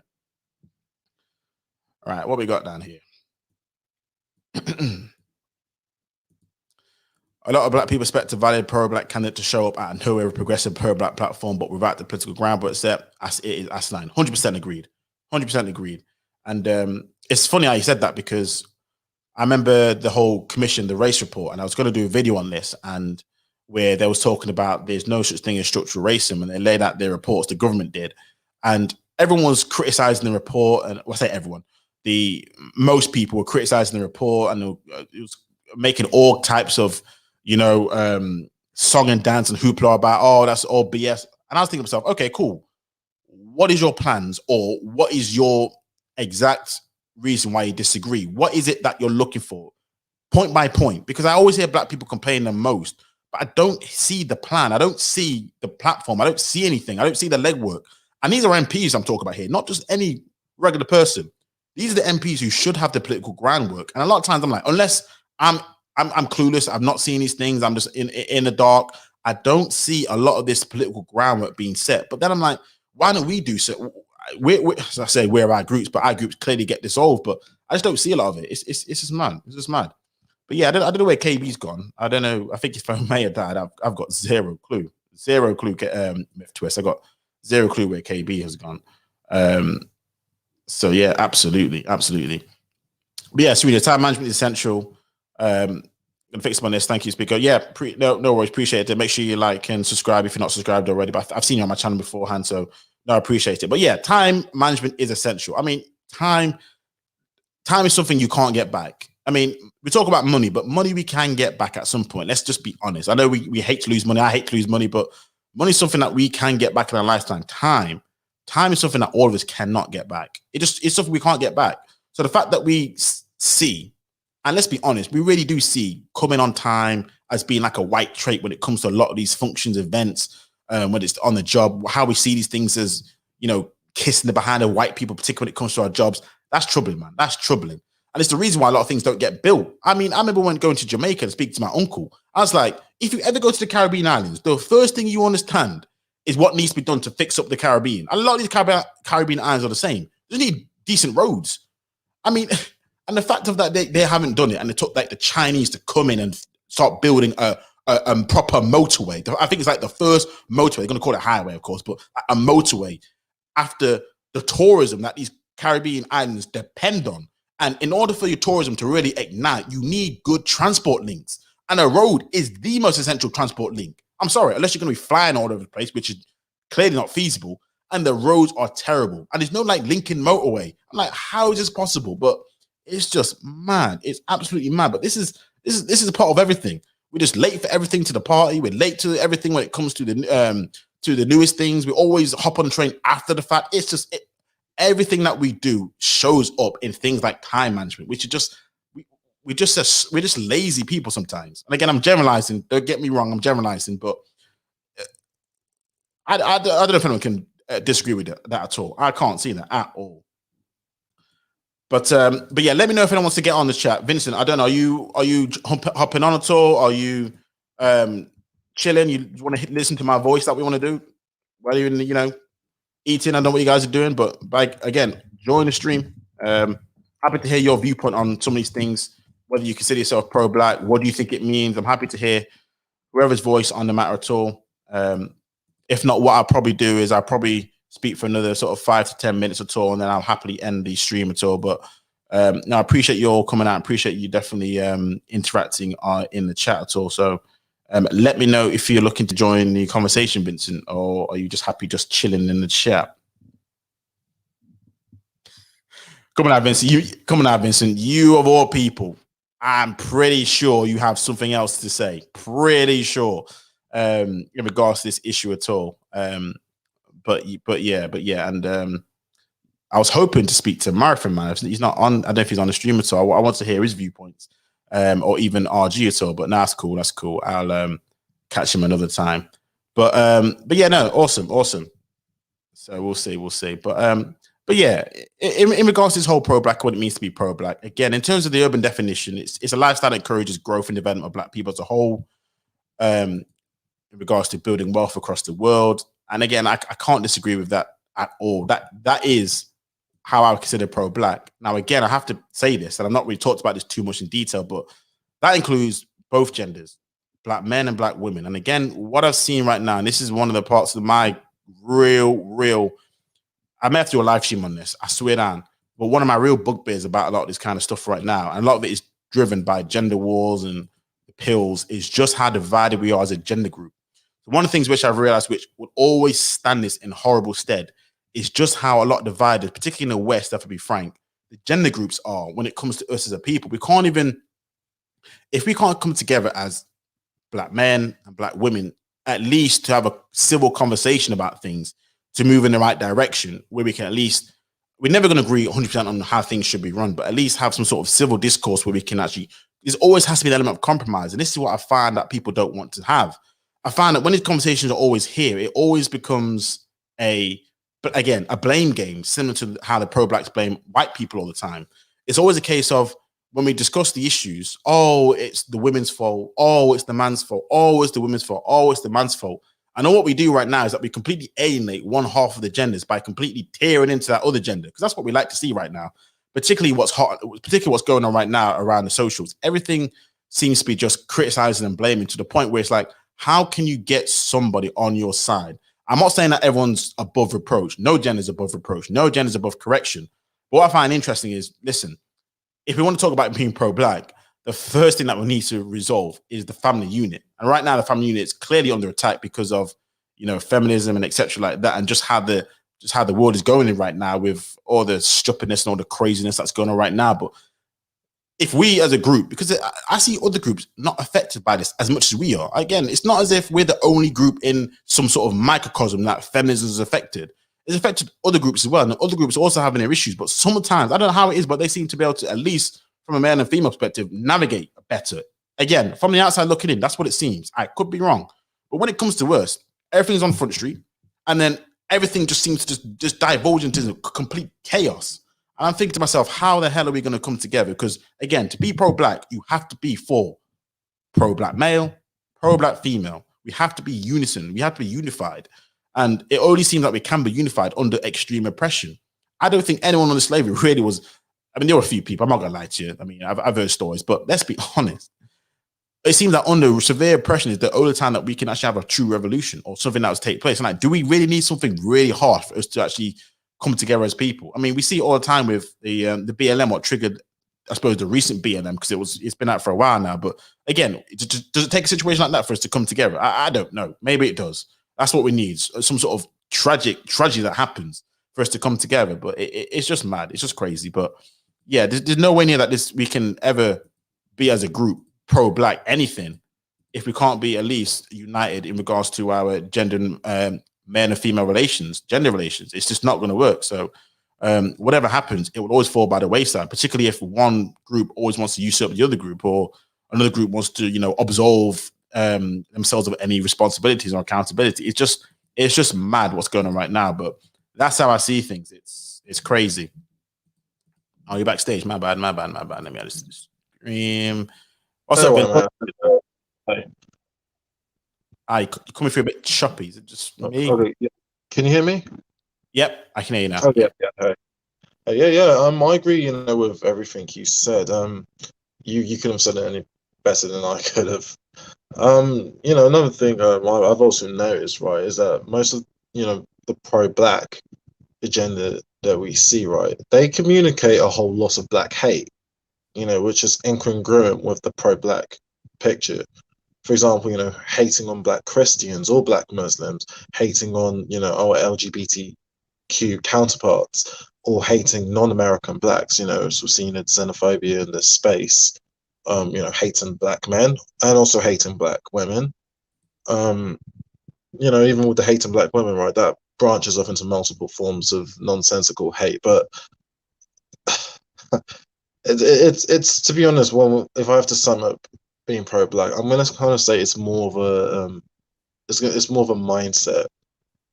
Okay. Because what I've noticed that with other groups, right, for example, pro-white, they make sure that they're all teammates, that they're all on board, that everyone has a role to play, right? They set up organizations, and it's follow through, and as you said earlier, right, on the pro-black, that's everyone wants to be the leader, but no one wants to be the student, if that makes sense. So it's like we already want to give ourselves this title without putting the work in. But oh yeah, 100%. 100%. Yeah, that's pretty much what I had to say on that. But yeah. No, I agree, and I agree what you said about it starts in the mind, and that's Right. the thing. What happens is they sort of corrupt the mind by spewing out, or I suppose it manifests into hate, because there's a lot of trauma and a lot of Right. issues that black people have, just because of what's taking place, regardless of where you are on the globe. And what happens is it's a case of it just becomes as in order to, I suppose, get over that trauma, it then spews into this hate preaching. Because one of the things I wanted to talk about in sort of the religious piece, which is kind of tied into pro-black, is how I know you mentioned about they hate Christians, hate all the kind of things, but a lot of times what happens when we get into these religions, because we have that hate, because we're trying to be pro-black, a lot of things divulge. For example, the Hebrew Israelite groups, if you listen to them, they're meant to be pro-black. There's only pro-black certain people. Yeah, it's like there's a lot of hate. It is hypocrisy with the Israelite, because they would say they bestow on themselves, right, royal titles. We are kings and queens, right? And they would put out verses that suit their narrative, right? There was one particular chapter, I guess, of the Israelite group where they were all about the black family, and black men had to be with black women, but they would also say that you are the seed of your father. So essentially, this is also going into race, right, where they wouldn't care if the child was mixed, if it was a black father and white mother, they would still consider it bad. But I'm just saying that with the religion aspect, again, it's like narcissism. That's what I have to say about that. It's also pride. People, they don't. Oh, sorry, Jason. No, I was gonna say you raised such a good point, which I wanted to sort of get into about that narcissism and pride, because one of the things with pro-blacks, I should have said this. I don't know why I didn't say this, but thanks for reminding me about it. One of the things that they seem to cleverly done, and I'm pretty sure you would have heard this, especially being over there in the US, is a lot of pro-blacks like to almost blackify white history and put themselves as the forefront of everything, whether it be the original Egyptians, whether they're the original Greeks, whether they're again king and queens, the mother and father of planet Earth, whether they. I've heard such stories about the King James that sat on the throne of England, France, and Scotland, who translated the Bible, the King James of the Bible. He was black, especially when it comes to the Hebrew Israelite group. They believe that King James was black. Believe it's that narcissism, and a lot of it is because it's so intertwined with the whole pro-black speech. It's so crazy how it just evolves into every facet of where black people congregate because of that. Narcissism is crazy. Yeah. And also another thing, right? Going on there, right? Have you noticed how when we're talking about pro-blackness, and we're scrutinizing someone who puts themselves at the forefront of the what was the word I was going to use? Right, the movement. People would want to scroll back at their past. For example, if let's say it's a man and he's maybe dated a Latina or a white woman, have you noticed how they would try and cancel him? So the whole cancel culture, they would say, oh, he's not being truthful, or I don't know. Do you know where I'm going with this? Oh yeah. What I'm trying to say is also another thing is, can you be pro-black whilst also being in an interracial relationship? Because I've thought to myself, I've had this, questioned it, and to be honest, I'm kind of 50-50. I mean, yes, you can. Like, obviously, you want to see the betterment, upliftment of your race, socioeconomically speaking, but at the same time, you can't be talking all this black empowerment, but I don't know. What's your whole take on the whole thing? So no is the answer to your question. Purely because of one of the things which I will agree on in regards to, and this is cleverly done by white people, but you understand it. White people, I'm going to go in a bit of history here. So sorry, I'm going to be a bit long-winded, so apologies. But that's okay, no problem. Like during the Renaissance period, what white people, first thing they did was that they made sure that their image was held in high esteem as a people, because they came out of the Dark Ages into the Renaissance period. So what you see in the Renaissance period, particularly if you go to like Italy, it's in Rome, you see a lot of imagery of white people as being deities, angels, gods, and Jesus Christ. That was kind of the first time you saw Jesus Christ being pictured as this sort of blonde-haired, blue-eyed Jesus, which was used almost to say, if the image of me, white people, is God, then that means I'm closer to God, which means you could argue I am God. But what that does subconsciously is, that's why they call it the Renaissance period, is it raises the imagery of the white man. So the reason why I say no to interracial dating is because you're kind of reinforcing that imagery where, how can you say you're pro-black, which equal tone the white Right. image used to subjugate black people. There's no question about it, especially black women, because black women, let's be honest, beauty is really, for women, beauty is one of the paramounts for women. Just be honest. That's true. Beauty, etc. So if you're trying to almost say, I'm so pro-black, but I can't see the beauty in my own, there's that conundrum where you're sort of upholding the tenets what made white people almost come out of the dark ages into the Renaissance and take over the world, which is they held their image in such high esteem, and they still do to this day. The prototype image of the sexiest man and woman alive is normally a white guy, because they hold their image there to be true. They hold their image there to be above every other image that every other race, let's be honest, tries to emulate what they look like. Even when it comes to East Asian Chinese, they still try and emulate the white man or the white woman. So for me, there's no way near you can be pro-black, which a lot of times goes against some of the white supremacists and the clear racist viewpoints. You can't go, you know what I mean? It makes no sense. And again, I'm not talking about if you're light skin or dark skin. That's something completely different, because you can't choose or control if you're light skin or dark skin. That's nothing to do with it. But I think we get you see what I mean? So I don't see how it can be possible personally, because it makes no sense. And just going on the religion thing, right? Me personally, I've also seen a lot of anti-Christian pro-black accounts where they will call other people sheeps if you don't agree with them. Do you know what I'm saying? Like when we see these movements and we see these groups being formed, if maybe a member might have something that maybe they just may not necessarily agree on, automatically they're cancelled. They're as you said earlier, they're doxxed. They're told that that you're being a sellout, that you need to get in line and agree. If you know what I'm saying with this, but I definitely have to. That's a conversation I definitely want to have. I don't know if you're around on Friday at all, but I'll be free. I've not seen it to that kind of extent for being a Christian, just because let's be honest, black people in the whole are either Christians or Muslims, to be fair. So I've not really seen that. I can understand how people have said that if you are a Christian, you are following the white man's religion. I do get that, but as far as do you yourself agree with that statement? That if you're Christian, that you're following the white man's religion. Yes, and again, I probably do to an extent, just because of how it's sort of formed and how it's kind of let's be honest, it is a Judeo-Christian, which is a very Europe-centric viewpoint. So I one of the things I want to discuss is just about our religions as a whole. But yeah, I do. Okay, fair enough. Because again, if you look at all of where black people reside and how Christianity was brought to them, it's never been a case of they've just converted to Christianity. They were forced to. I'm trying to think of an example where black people go to any black country anywhere where they was given a choice: serve my God or serve your God. A free choice. I've not seen that. Vincent, you happily explain it to me, because I grew up in a Christian household, so it's interesting. So I got a lot to say on that. To be fair, I got a lot to say on that, but I do. Yeah. We'll save this for Friday then, shall we?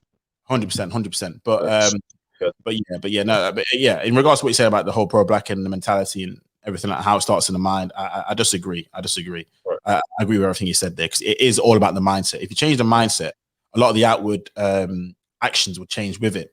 So, and not only that, and it's also just merely just based off emotion. If we're also being honest, most of the pro-black, when you really dig it, right, it's just a lot of emotional talk. Now, granted, I do understand, there's pain, psychological issues that they might be suffering from, but it really just boils down to emotion. It's just, take that away. It's I don't know how to explain it. It's I'm just going to use just the whole word for it. It's just emotional. And we have said this before, the black people in general, when it comes to issues that we see in society, it's just, that's when you see their emotions rising, especially when it comes to dealing with other races. It's merely just emotional. If you get where I'm going with that. No, I agree. And again, actually, funny enough, on that graphic I showed in regards to like whiteness, white culture, one of the things which they mentioned was about objective, rational, linear thinking, which is completely opposite as to what we do, isn't it? So we're not objective, rational. We don't linear think. We think emotionally. We think out of control. It's not objective. It's subjective. It's always an element. It's never the case of, look, can you be fair and balanced straight down the middle? It's never that at all. And as a result, you're right. We're so emotional and everything's emotionally charged. So if somebody was to present facts, objective facts, oh my God. Oh, sometimes there's a lot of subjects where, I'll be honest with you, I already know, don't get involved with black people on. Don't even bring it up. Don't even discuss it, because I know what's going to happen. If I just bring some facts, just some facts, I'm not saying anything that I made up. I'm just going to bring some facts, some figures, statistics. You know what I mean? Quantitative data. I would know what's going to happen. They're going to just, oh my days, or fight me to tooth. Could you give me like one topic in particular that you've had this experience with, like something where, you know, one particular subject of interest where you just noticed definite that the collective of black people would, you know, they would react in a negative manner? Okay, so police brutality then. So when it comes to the numbers of black people who are, let's say stop and search, or let's just say some facts and figures, but let's say police brutality and things like nature. When we look at the statistics and how, I know this is more of a US issue. I didn't want to go to US. I'm trying to think of the probably a UK like equivalent of top and search. Things when it comes to that sort of stuff. When I bring stats as to actually black people aren't killed as much as you think they are, black people aren't hunted, aren't targeted. You look at certain crime statistics and like, hold on, black people, the facts are this. That's the reason why. And when you make these kind of logical conclusions, I try and stay away from it, because I just get called every name under the sun. So have you really? Oh yeah, it's just one of those things where right now I'll be like, forget about it. I'll just like, okay. So sometimes, you know, just getting a bit older, I would say know how to pick your battles, right? Because what ends up happening is that it just ends up being a war of attrition, and like I always realize that the ones who are more logically thinking, rational headed, they kind of tap out a lot quicker. And I shouldn't do this, but they're kind of like whatever and let you just go about your business, as opposed to the emotional ones who it just is what it is. It's the same with this racism piece. And again, when it comes to the structure of white supremacy, this is another thing as well, because statistically, if white supremacy was meant to be this big old bad beast, why do other non-white groups do better than white people in their home countries? That's another thing as well when I want to talk about. Like Asians. Yeah. Sometimes like I don't broach it. Don't broach it. And here's the thing. I'm not saying it's not a problem. This is the thing. What happens is, this is how emotional they are. When I make a statement, they hear in their head, there's no problems. Racism, it doesn't exist. It never existed. When I just make a counterfact, I'm not said that. I'm just saying it's not maybe as bad, or there may be other reasons why this happens. I'm not saying there's no racism. There'll never be a society where there's no racism. Let's just be honest. But yeah, there's certain topics I'm like, man, yeah, right. I already know what the deal is. I would know what majority of black people think. So it is what it is. So yeah. What about yourself? No, I agree with you on that, especially the one on academics, right? Like you said, there was one study I was looking at where, well, at least, okay, I'm going to maybe use the UK. I think it was the Asians as a collective. They did better than the white British population as a whole. So what you said right there. How is it that other non-white groups do better than the general white population? Yeah, that just speaks for itself. I know, and regardless of what happens, because I know the narratives, it would always come back to, again, the pro-black thought of, it's the white man's fault, or the white man are targeting us more. It would always come back to that same narrative and that same rhetoric. So it's like a circular motion, which will always go in favor of us. Whatever the situation is, it's always someone else who's manufactured it. I think Myth Twister said the same thing. There's always, whatever happens, they'll always say, okay, C point A. You come at point B, C point A. It's always the same. Right. I agree. And oh gosh, I was gonna say something against pertaining to America, but I'm just gonna just say, like, for example, the whole blackdemographics.com. If you just point that out, as black statistics conducted by, I believe, it's black social scientists, they would say, oh, that's fake. So I'm just proving what Myth Twist just said. Yeah, it's they just don't want to accept reality. They don't want to accept facts. Yeah, and one of the things I realized why that is the case is because one of the modules I'm studying right now is called communication. One of the things which and the media does a really good job of doing it, and sometimes they're the problem because they have to do their numbers, is whole concept of narratives. So people really form their opinions on narratives, not facts, but just narratives. So what happens is, because a lot of pro-blacks have that narrative of it's always somebody else's fault, i.e. the white man's fault, regardless of, let's be honest, what we do to each other, which is our individual choice.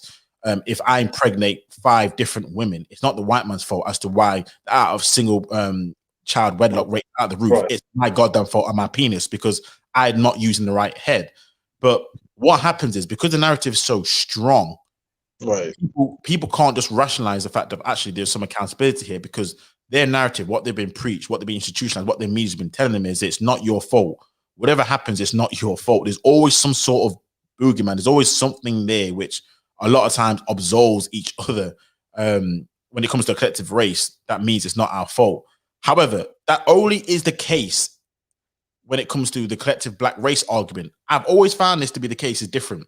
It always changes when we talk about black men and black women dynamics. I've always found that to be interesting, because when we talk about the issue that happens in why black men and black women aren't getting along, now all of a sudden we don't talk about racism. What we talk about is your fault, it's your fault, it's your fault, it's your fault. Pointing fingers at each other, So that's always the interesting thing, which I would say that's the only thing I say it separates until it gets to the situation about relationships. There's never any sort of what's the word, leniency about, you know what, black men and black women, you've been through a hard time because of racism. No. They will never bring up that topic. I've never heard it. They've ever said to each other, you know what, we've both been through so much shit, therefore let's give you a break. They'll never say that. They'll say it's your fault, black woman, it's your fault, black man. You're not doing anything. You're not feminine, you're not masculine. They never play white supremacy when it comes to those conversations, and it always just how they sleep out. I always find that interesting. That's all I'm going to say. No, you said everything that really, that's how I've also looked at it, right? With the black man accusing the black woman, is maybe something to do with, maybe it might be the color of the skin, or because she might be wearing a weave. And then if it's the opposite, it's because if the black woman blaming the black man, it's something to do with maybe his masculinity. He's just not as masculine, and they're talking from a socioeconomic point of view. He's not, I guess, doing what is traditional of a man to do in society. But yeah, I know, I agree. It's just, at the end of the day, I mean, we've all said it, and we've all come to the conclusion that we only have ourselves to blame, and we are our own worst enemy in the majority of cases. And like you said earlier, right, when you went to the Caribbean, so it's exactly the same thing in Africa. You see a lot of potholes, roads that have not been repaired since it was first developed. Again, it's not, what has the white man got to do with that? That's our own. And we have these black leaders in power, and they're not doing anything for their citizens. So it's also accountability. Majority of the issues that we have. Absolutely, because there are things which, again, I'm not going to say there's nothing that's bad happened to black people. I'm not going to say that at all. So you're right. It's just that accountability, responsibility. Sometimes when it matters most, we just seem to desert it, and we just seem to lose all rational thinking. And because of the narrative take place of it's who's to blame? Oh, someone else to blame. Who the white man's to blame? Oh, who's to blame? Why do you think that is? Oh, so sorry to cut you, but why do you think that is? Why do you think we continue doing this? Like, I really just want to do you think it's maybe due to IQ? Because I know you did raise up a point, and this is also in KB's live panel, right? About the whole IQ of black people being at the bottom because of the testosterone levels. Do you think it has any correlation to that, or what's your take on that? I want to hear your viewpoints. Oh man, possibly a lot of things. I mean, I'm always happy to be challenged on all these things and new evidence brought to light. But yeah, possibly. I think a lot of it is just because, let's be honest, it's easier to blame somebody and ask for somebody's help. Someone to bail us out, like a bank loan, as opposed to saving your money, spending only money that you need to, scrimp and save, and then pay off your debts. It's easier to ask for a debt loan or a cash injection to do it for you, i.e. a handout, a bailout, as opposed to actually you know what, manage your money better. Again, this is just an analogy. I hope you follow it. So it's easier just to ask for help as opposed to doing the hard work. I think there's still a little bit of a reluctance to really get into the trenches. Again, I'm generalizing now because not all, but I'm hoping that sort of rhetoric's kind of changing, to be fair. So, but yeah, one thing I was going to ask you, Vincent, as well is, because I asked KB this, is that do you see yourself as being pro-black? Me personally, socioeconomically, yes. Okay. But in other scenarios, no, I don't. Especially politically speaking. Look at black countries, for example, like I said in the chat. Oh, Myth Twist is backstage, by the way. Oh, my bad. Yeah, politically speaking, no, absolutely not. I don't trust black leaders, black faces in power. No, so on a socioeconomic level, yes, that's the only area that I would say I'm pro-black. Everything else, no, I'm not. No, it's too much hypocrisy, and where we've seen history repeating itself over and over, and it still does. And just look, for example, BLM, perfect case. But yeah, I know, and the thing is, it's a shame because, and this is one of the things I was talking about, the whole pro-black movement, where people like yourself who are trying to be, do big things. Right. It'd be so good if we have those kind of people, maybe dotted around, but they prominent people who are about big things to be in this position. So we have people in these kind of law industries. Right. Oh my gosh. You bring up fantastic points. Now I remember. Oh, so sorry. Please carry on. Sorry for no worries. As opposed to just, we seem to be in a one niche, and again, it's a niche of trying to be the head chief in regards to teaching. I always want to be the forefront of a movement, but I'm like, we need people in certain different areas who can claim to be the case. I was mentioning Jews dominate like the music and film industries, but they're in the background. They'll be the ones owning it, but black people work for them. That's what we need. We need them kind of thing. So, that's how real power and generational wealth gets built. And it's like, we're looking behind thinking, how do they do that? Well, I don't know. They just seem to be a lot more clued in as to the game, how the game is played. Oh, sorry, I'll let Myth Twist say what he wants to say, then I'll carry on. No, you can talk. All right. When it comes to professions, right? And I've asked a lot of other black guys, girls, especially around my age, what do they want to do? So, for example, black girls, when I ask them, most of them is either something to do with hair or beauty or something like that, which I mean, not trying to sound sexist, I guess that's a girl thing, but it's when I see, for example, Asian girls, or even some white girls, I'll say, hey, so what do you want to do with your life? Like, what type of profession, right? They will say something, maybe it could be social workers or lawyer, teacher, something like that, of that nature, or even nursing, right? And also with black guys, a lot of them, it's something to do with music, entertainment, sports. One word for all of it is just entertainment. We're not very ambitious as a collective, if that makes sense, compared to other groups. When we don't seem to, have our, like we always complain about this institutional racism, but one thing is that how come we don't see more blacks wanting to go into the law enforcement or wanting to become lawyers, to be in the legal profession? Or in the finance, for in the banking industry, at least getting power economically speaking, if that makes sense, what I'm saying. No, it does make sense, and it's true. It's what I've always thought about for a long time. As to, we seem to be lopsided in our ambitions as to where we want to achieve, and to be fair, let's be honest, we do achieve in those fields that you mentioned when it comes to entertainment. So supporting endeavors, but the problem is with those endeavors is, and this is one thing I've noticed as well with the pandemic. Do you realize that once the pandemic hit, all those entertainment was cut off? So imagine how many black people were out of a job because of that pandemic. Whereas the people who were in, like, doctors, nurses, the workers, those kind of people there, some of the, even the MPs, politicians, they were still working. Whereas a lot of the black people who go into entertainment, I know this is a one in a lifetime sort of scenario, but it just proved to me just like, wow, that industry, the whole industry that we're in right now, it caters to people. And let's be honest, entertainment is the last thing a modern society needs. Whereas Right. civilization to be built up from the ground, it needs scientists, it needs again doctors, anthropologists. You know what I mean? All the industries which a lot of times you don't. It's not you don't really hear from a lot of black people. To be fair, You know, I'm not saying really they're not into yeah. it, but it's not something which it's not cool. It's not fashionable. That I get why it's just not cool. It's not fashionable. It's not the limelight. You know what I mean? You don't get 60,000 plus people chanting your name if you go into these kind of limelights. You kind of low key. You're going to be, you know, maybe considered a nerd or that kind of other stuff. So it's like, you know what I mean? It's a lot of hard work for not as much gain. Whereas the entertainment industry, it's a lot more showy, flashy, styly, and if you get on, then the benefits with everything, finances, women, is all there. So I think a lot of that plays part into why black people do it. And obviously, because black people know they're good at it as well, because they've seen history of it, it helps reinforce the image of that's the industry that we're good at. Therefore, I'm going to go into it. So yeah, all those things play into a part. So, but yeah, it just made me interested. Just interesting the whole dynamic. That's all.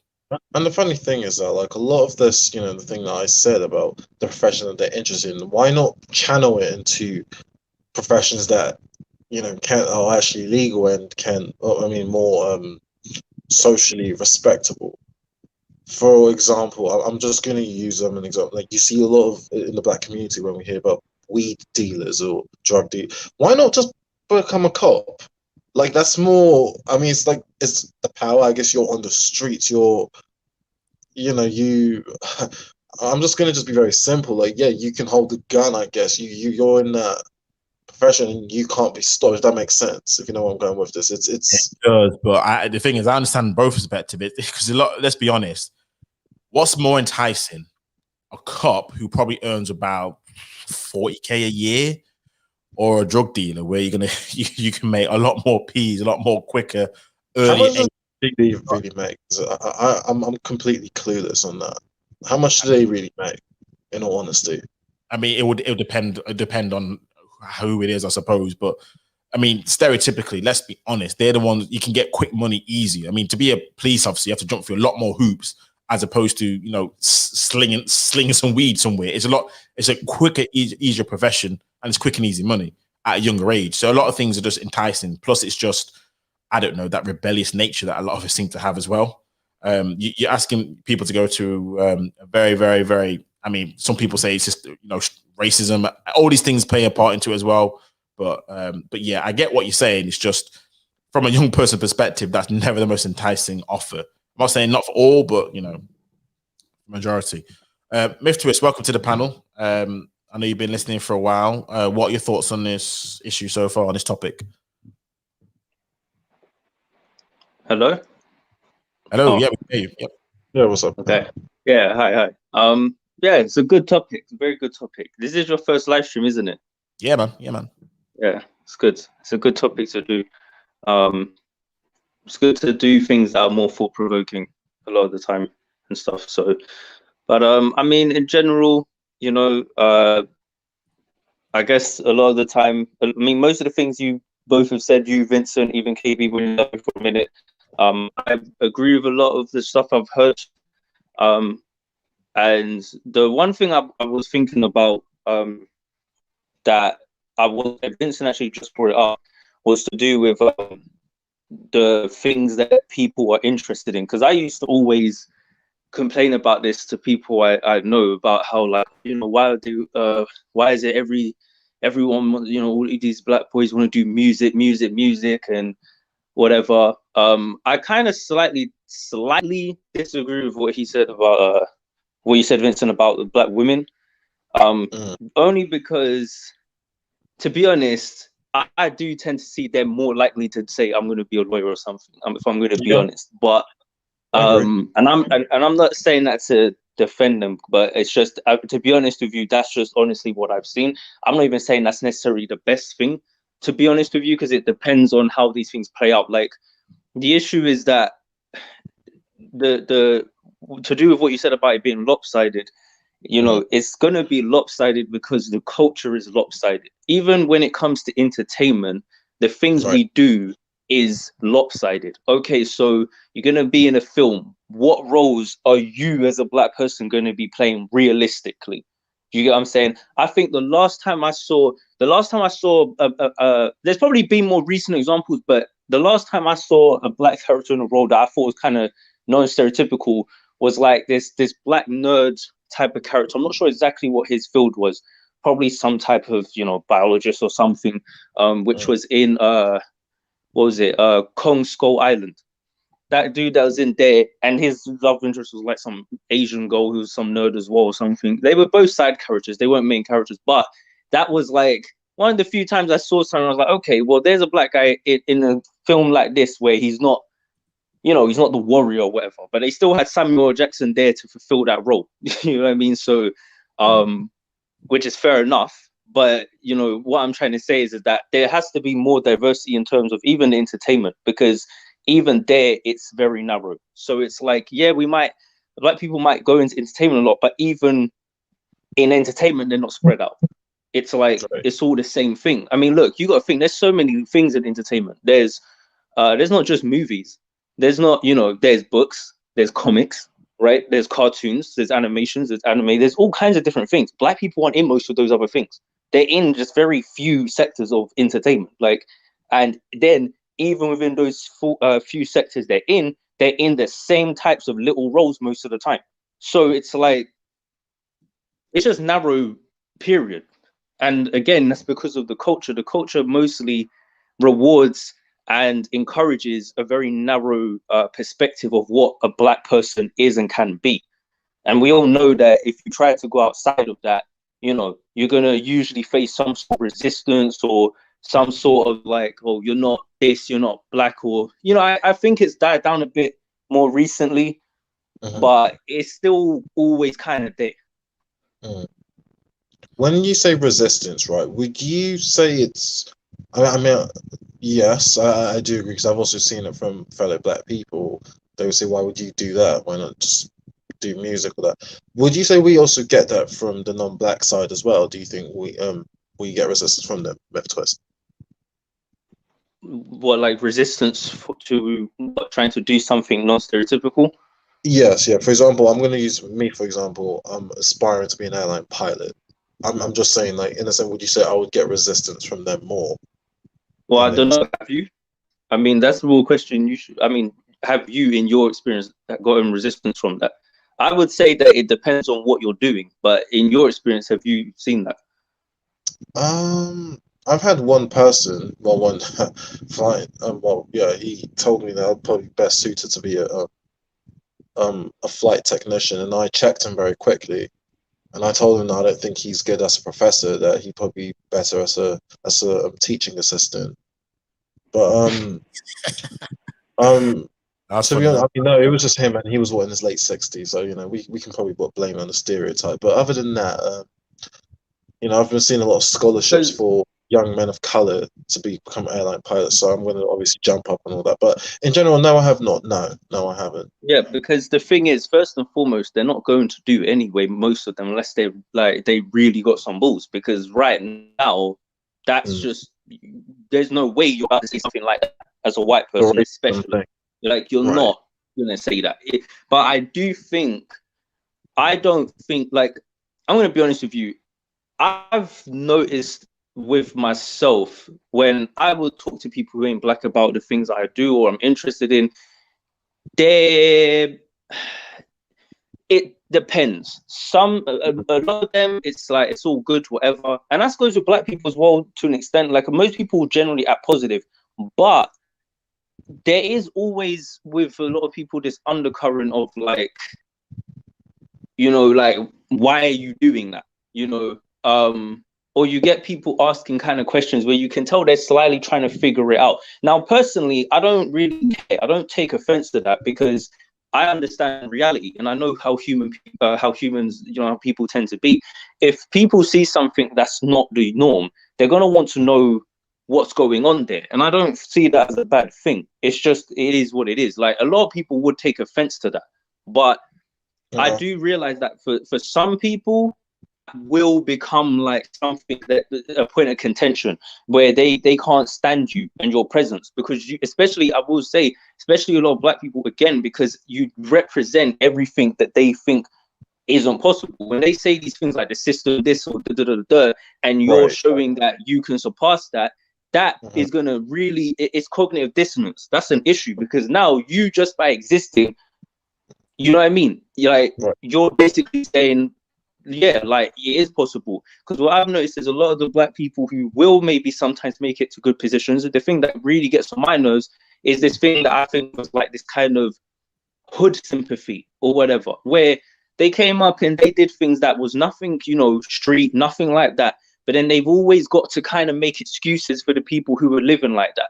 And what it does is, or they'll be at a certain level and they'll still push the same narratives like, oh, you know, yeah, the white supremacy, the system's against us. I'm like, bro, you're sitting there with 2.5 million, whatever. Like, do you know what I mean? And it's just kind of like, I'm not saying that they're entirely wrong, but it's like, I don't know, it's so odd. It's like they just want to be accepted so bad, even though they're living proof and have managed to show that they can do it.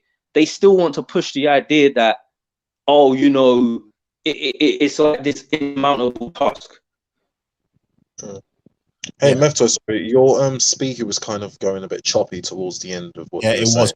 I completely clocked what you're saying, and that goes into almost the narrative piece where, or sort of the stereotype where, in order for you, if you get on as a black guy, as a black man in sort of a high position, it's just a case of almost you have to feel accepted from the black community. You almost have to relate to them in ways that you don't need to. To be fair, you should, and I know it's not always the case, but just by the sheer fact of your color of your skin, at least give me that. You should be able to say, at least if he can do it or she can do it, that means I can do it. But I've seen a lot of times it's almost as if, oh, I come from here. I know you guys are from here. I came from this class background. I'm like, listen, dude, don't, you know, I had to face those obstacles. Don't worry about that for a second. For me, I appreciate the fact that you are there in that position, but it's almost as if we have to just play up to it in order for, I want to say, for a lot of times to feel accepted from your own community. But again, I go back to the whole race commission. If you say, when those people came out with the race commission saying that the UK wasn't institutionally racist, right? It wasn't the fact that they disagree with it. It was the fact that they were called coons, they were called Uncle Toms. One person put up a picture of the KKK and then said nothing to see here. Basically, it's like, I understand you disagree with somebody, but it's just, this is what leads into the fact of black people sometimes, if they go against the grain on anything, this is what kind of stuff happens to them. I'm like, it's crazy. And then go on. Just one last thing. It's just this cognitive dissonance where I tell black people, oh, you guys are monolithic in viewpoint. I'm like, no, we're not. But I'm like, this is proof. The proof is when someone disagrees with your viewpoint. If everyone agrees with you, everyone's going to be happy. When someone disagrees with your viewpoint on something, particularly political issues, that's how I know if black people are really about progressing as a people. That's how I know if black people are really about progressing as a people. But when I saw the gaslight, when I saw all this, oh my days, it was crazy that week. I was just sitting back thinking, oh geez, look at all the attacks. It wasn't like debunking the points. It was attacks, ad hominems. It was crazy. So it's like, what can I say? I knew it was going to happen, but it was just funny. I mean, they're not intelligent enough though to debunk things. Like, to be honest, most people of all races aren't. That's just something I've learned. Like, even when, you know, you try to debate with people, even when I was in university, you'd have the debate club or whatever. Because most people can't do it. Most people in general are just dumb. And the problem with black people is that, see, because one thing I would always say is, particularly last year a lot, when we had the whole Black Lives Matter thing going on, and I was talking about how, you know, we're talking about Black Lives, but then the same week I go look on, you know, something like what's that damn channel called, man? You know, GRM Daily or something, and I'm seeing a new track dropping about, you know, and I would listen to I wouldn't know who these people. I'm just listening to see. Let me just hear how much of this, like this, they wouldn't dare. Don't tell me they're that deaf, like they're that stupid. There's no way they don't see the blatant hypocrisy in dropping this kind of stuff. But I went and listened, and what am I hearing? I'll run, I kill him, like same old, like in the same week, all the months. You know what I mean? And then I thought, okay, let me at least read the comments. Maybe the people in the comments. No, I'm seeing fire emojis. I'm seeing people say this is lit. I'm seeing people say, "Oh, this guy's gonna be #1 in the UK." I'm like, what the? Oh my Look, god. no, look, what I'm trying to say is you think if I was white and I went and saw that, I'm sorry, but I'm gonna be pissed that you're talking about. Like, I just don't get it. I was pissed, and I'm sitting there thinking, and I'm really annoyed because as a black person, you understand that it's all BS. You know, the white liberals, it's BS. You know, it's all BS because if I was to go out right now and one of these drill artists was to run up on me, okay, and do something, we all know that that ain't hitting no headlines. There ain't going to be no protests or marches. You know what I mean? So it's kind of just one of those things where, to me, I just find it insulting. But as I said, what it comes down to is the majority of people in general are not that intelligent.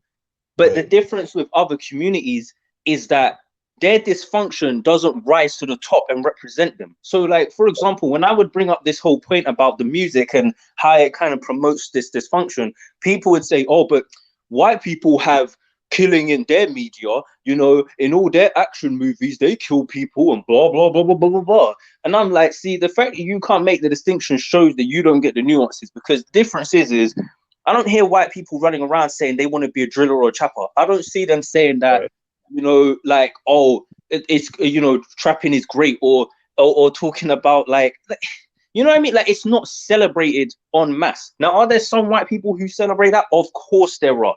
You know what they tend to get called? White trash. That's what they tend to get called. They're not celebrated and elevated and considered leaders of the community. Exactly.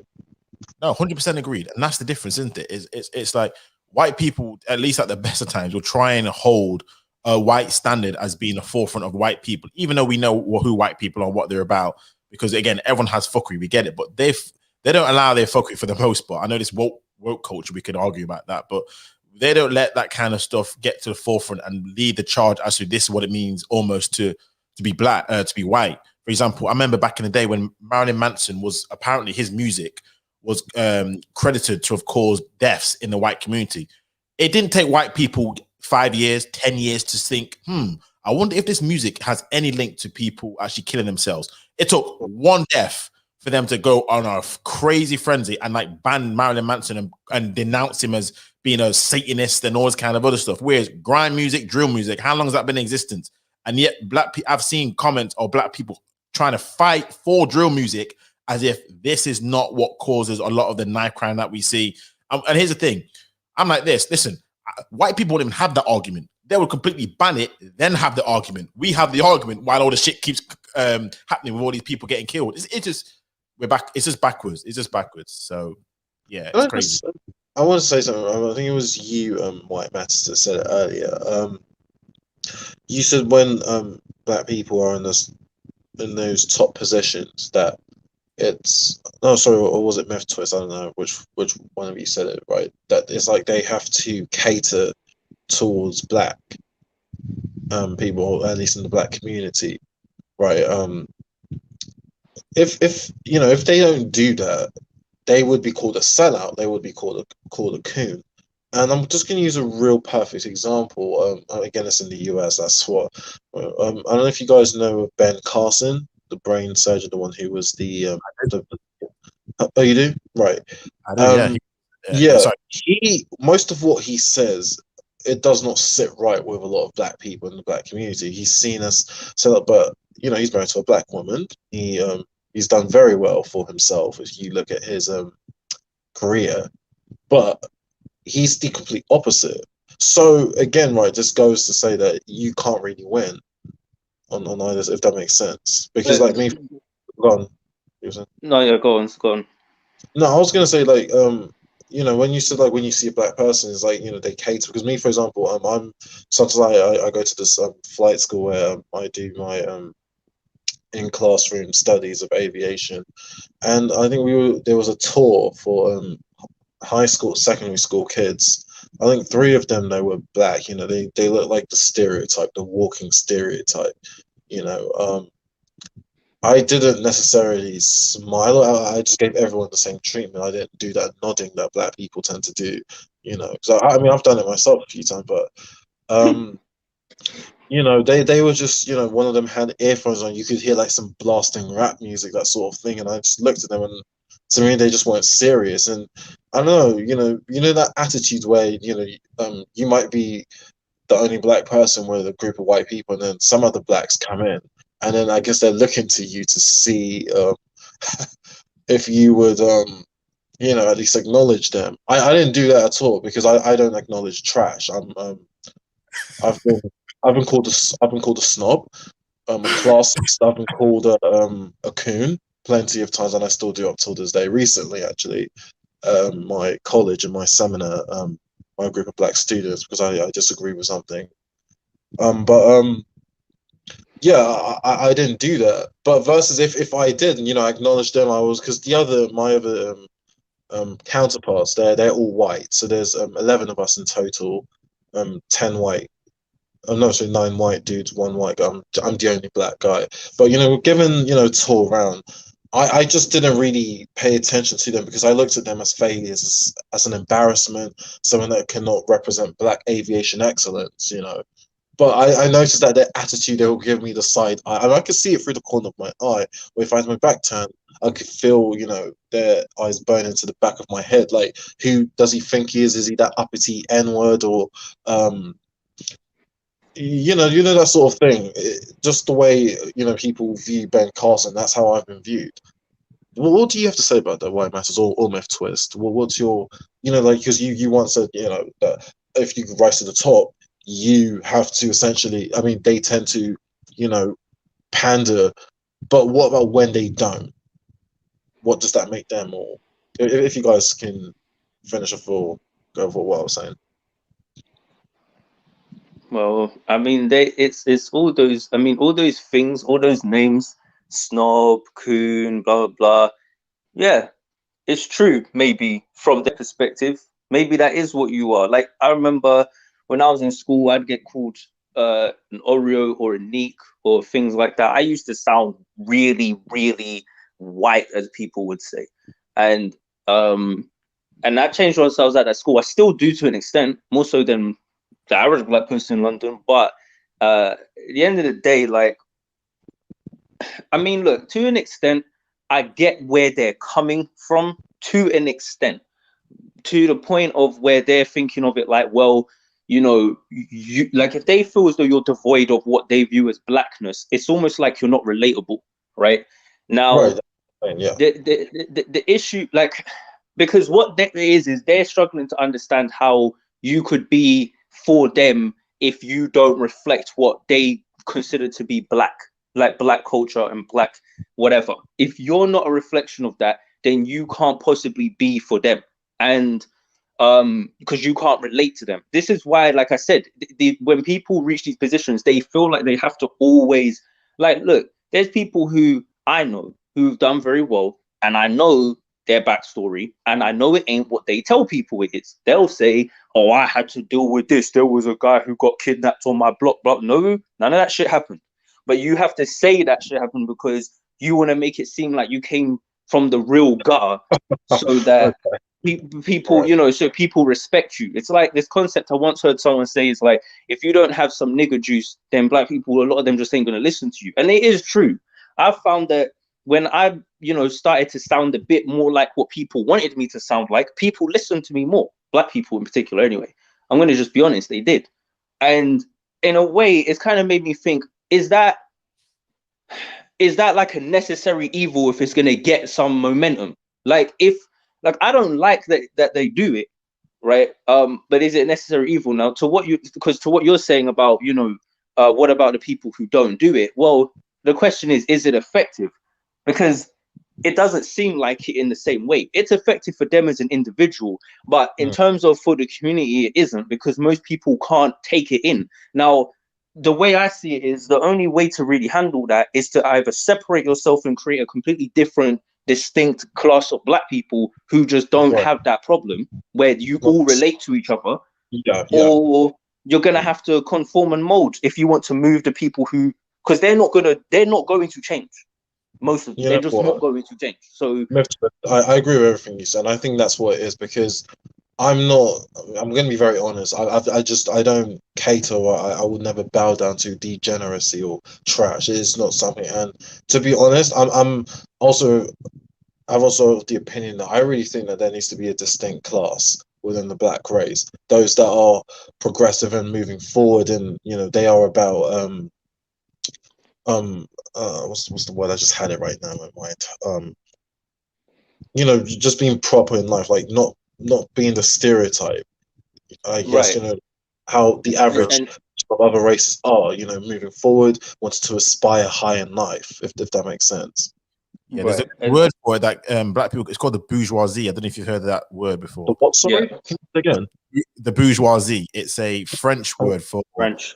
um, Mhm.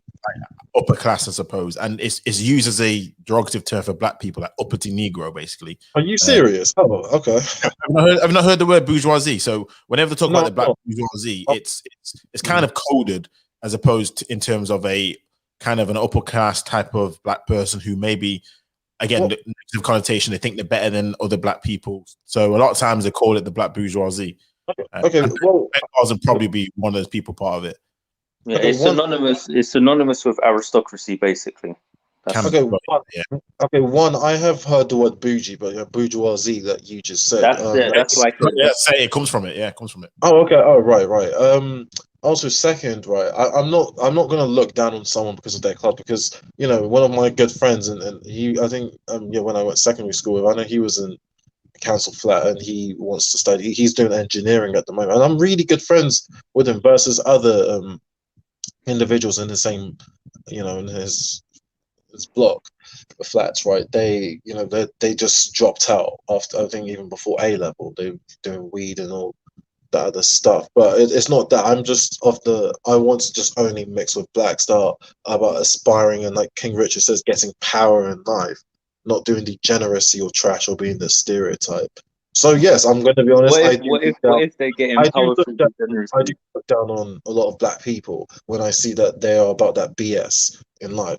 But the ones, it doesn't matter their class. If they want to do better for themselves and they want to, at least achieve more, just not be the stereotype. Those are the ones that I want to mix with and be friends with.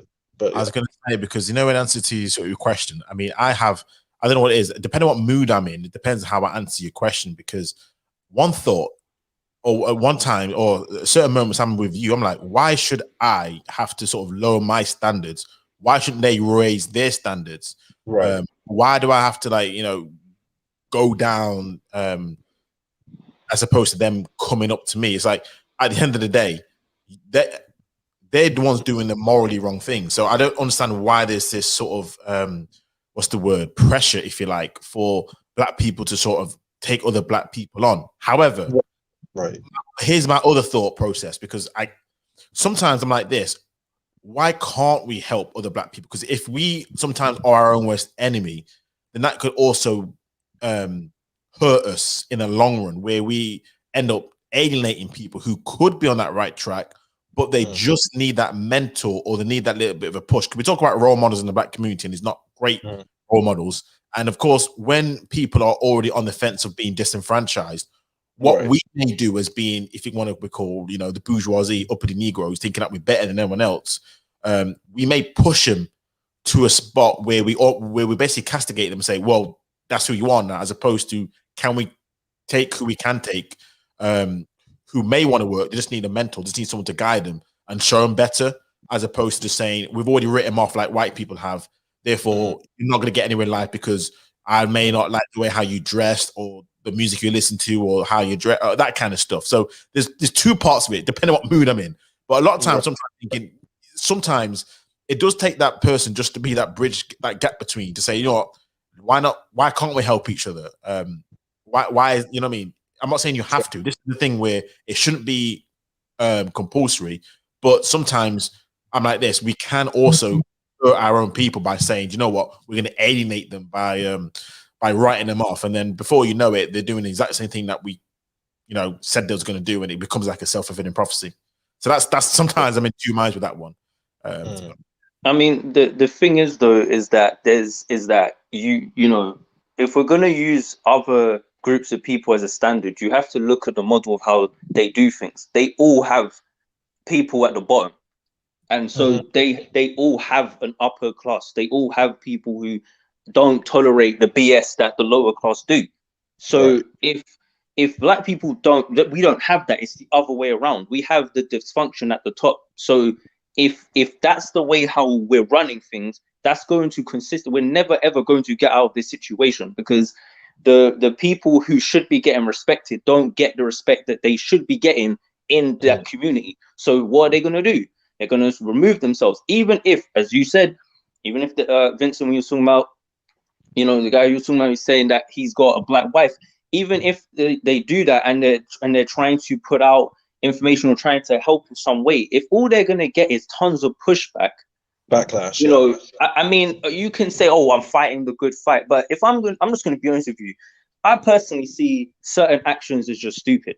Now, to me, I'd much rather, like with what you're saying, White Matters, find the people who want to learn and listen and take those people, and that's it. Not everyone's going to get saved. The problem is that black people, we feel this, again, this is like this like we feel like I don't know, like we have to save everyone, or like we kind of have to in some way, like, I don't know, just do more. That's gonna be part of the religious stream I'm gonna do on Friday about the whole nature. We need to save everyone, convert everybody. So yeah. Yeah, like, because the thing is one, I get the ambition of it, but again, like, one thing I think people have to start learning to do is, and most people aren't going to learn to do it. So really, it's like, what I'm realizing is that the onus is on the intelligent people to step up. I can't keep expecting people who are dumb to do smart things. That doesn't make sense. And I've come to realize that. That's why with why it matters said, you realize sometimes when you have certain people around, just don't have certain discussions with them. Just don't do it. Not because you could argue, oh, well, you know, shouldn't you maybe help those people? Well, in my opinion, we're in the age of information. If you want the help, it's already there. By the time I get to you, if you don't have some sense in your head, you can't blame me for just passing you by, because it's not like we're in some dark ages where information is suppressed and you can't know, or, you know what I mean? You can type in whatever you want and find the information. So if you haven't done that, then as far as I'm concerned, you deserve to be at the level you're at. When I didn't want to be in a certain position in life, I got on the internet and figured out a way to try and change my situation. That's what I did. Like, I don't understand, like, why am I going to sit there and allow someone else to keep crying and making excuses for themselves when I know full well you can change things? But then I've also come to understand that I think there is something, again, like more of a core nature, again, whether that's intelligence or something that a lot of people don't have. And that's where I start thinking, okay, the people who do have those things, they have to figure out a way to formulate the system that is going to be functional. Because it's not going to be, most people throughout human history, they're not the leaders of things, and they're not the ones who create the systems. They just keep the system running, and that's their position. But for a person to be in that position, you think everyone who's an engineer or who's a builder, you think all the carpenters, do you think all of them want to be carpenters? You think some of them don't think about being the person who's running the show? Of course they do. But a lot of them realize, listen, this is my lot in life. This is what I got to do. You know what I mean? Like, and they just go along with it because they're compensated by the culture and by the system they're in. You know, if a guy's just doing his regular job, he'll get the things that he needs to get, so he'll accept it. See, in the black community, it's not really like that. A guy can be a nerd going to school, doing all the right things, and he doesn't really get that respect and reward. So he starts thinking, well, then why am I bothering to, you know, what's the point? This community ain't done nothing for me. The people who respect me don't even look like me. Well, you know, this becomes an issue. And that's why I'm saying that I think that the black people who are on point, they have to be more assertive about it, be more willing to show, like, you know, kind of put that energy out there. And if you feel like you have to cut off people, I don't think you should feel free to do it, because at the end of the day, that's what it's going to take. It's going to take that level of, you know, ruthlessness to create that system. That's just the honest truth. I agree. I feel all them points. I'm not going to lie to you, because you are right. At the end of the day, there's a reason why there's a top 10%. There's a top 10% for a reason, because not everyone's cut out for it. Not everyone can be those kind of people. And unfortunately, you have to try and grab onto anyone who may be about that situation, who's going to be willing to be that same person that you can drag with. Otherwise, you can't save everybody. As much as you try, it is what it is, isn't it? But no, I get you completely. It's like with our family, right? Like, I'm sure you guys all know, I'm sure you've got family members you love dearly, you want the best for them, but you know that they're just, you know what I mean? They're probably not going to be doing that much in life. You know, they're probably not all going to be that amazing and whatever. Does that make you look at them and hate them, or think that, you know what I mean? It's just you understand that that's where they're at. One thing I learned a few years ago was I started to have almost this kind of way of thinking of like everything has its place. And some like I think if more people just understood that, things would be smoother, right? Because the individualism, and this is why I've brought this up to people before, because this individualistic culture we have, I do like it in a lot of ways, I really do. But sometimes I have to look at it objectively, like, is this really a good idea? Because I don't know, like it's weird, man. It's such an odd thing, especially being in being part of the whole younger generation kind of stuff, where we've been raised to just be individualistic and only care about ourselves and, you know, instant gratification and don't think about the consequences and blah, blah. You know what I mean? Like, that's all we've been raised on. And we didn't have to, most of us don't have that kind of, we don't have that delayed gratification in the same way. We didn't have to work for a lot of things or have to really wait. We had a lot of things that was just instant. And with each year, as technology progresses, that's getting worse. You know, so I don't know. There's a bunch of things that just contribute to all of this, but I don't know. It makes it really difficult for me to see a way out of it without having that, right, this is what it is, and this is, you know, these people are gonna do what they need to do. If you ain't one of these people, you need to get in position. And it's it's just, you know, because then the question is, well, who becomes those people? Well, that's where you have to start looking at a meritocracy. You have to start looking at who's qualified. It's that simple, rather than who can speak the loudest, you know. No, absolutely. So And go on, Mr. Yeah, you take it away. I know. I was going to say, just Miftas, when you said earlier, right, when, you know, some, like, for example, the black nerd, when, you know, he's just been a nerd, he's been doing the right thing, but by people that look like him, fellow black people, he's pretty much being condemned. He's just told, oh, it's not cool. But people that don't look like him, or, you know, are doing a society, they're congratulating him. You know, I've come to this conclusion, and this ties into interracial. Do you think maybe this is the reason why we see a lot of the successful, maybe in the top 1% or top 10% of black people, they tend to date out in astronomical numbers, because maybe when they were grinding, it was people that didn't look like them that encouraged them and helped them, but the people that look like them condemned them. I think that plays a big part into it, but I think it's like, I don't think it's necessarily just about the support thing. I think it's a bit more like psychological. I think it's more of just basically, let's say, because it depends on their background, right? So a lot of people, black people who do very well and aren't in entertainment, right, you'll see they came from a certain foundation. You get what I'm saying? That wasn't like ghetto, and, you know, like, so for them, they might have had a 2-parent household. Maybe their parents were doing something, had some type of stable careers going on. You know what I mean? Maybe one of their parents, they may not have been rich. They may not have even been, you know, they may have been just lower middle class or something, but usually they're not from the gutter.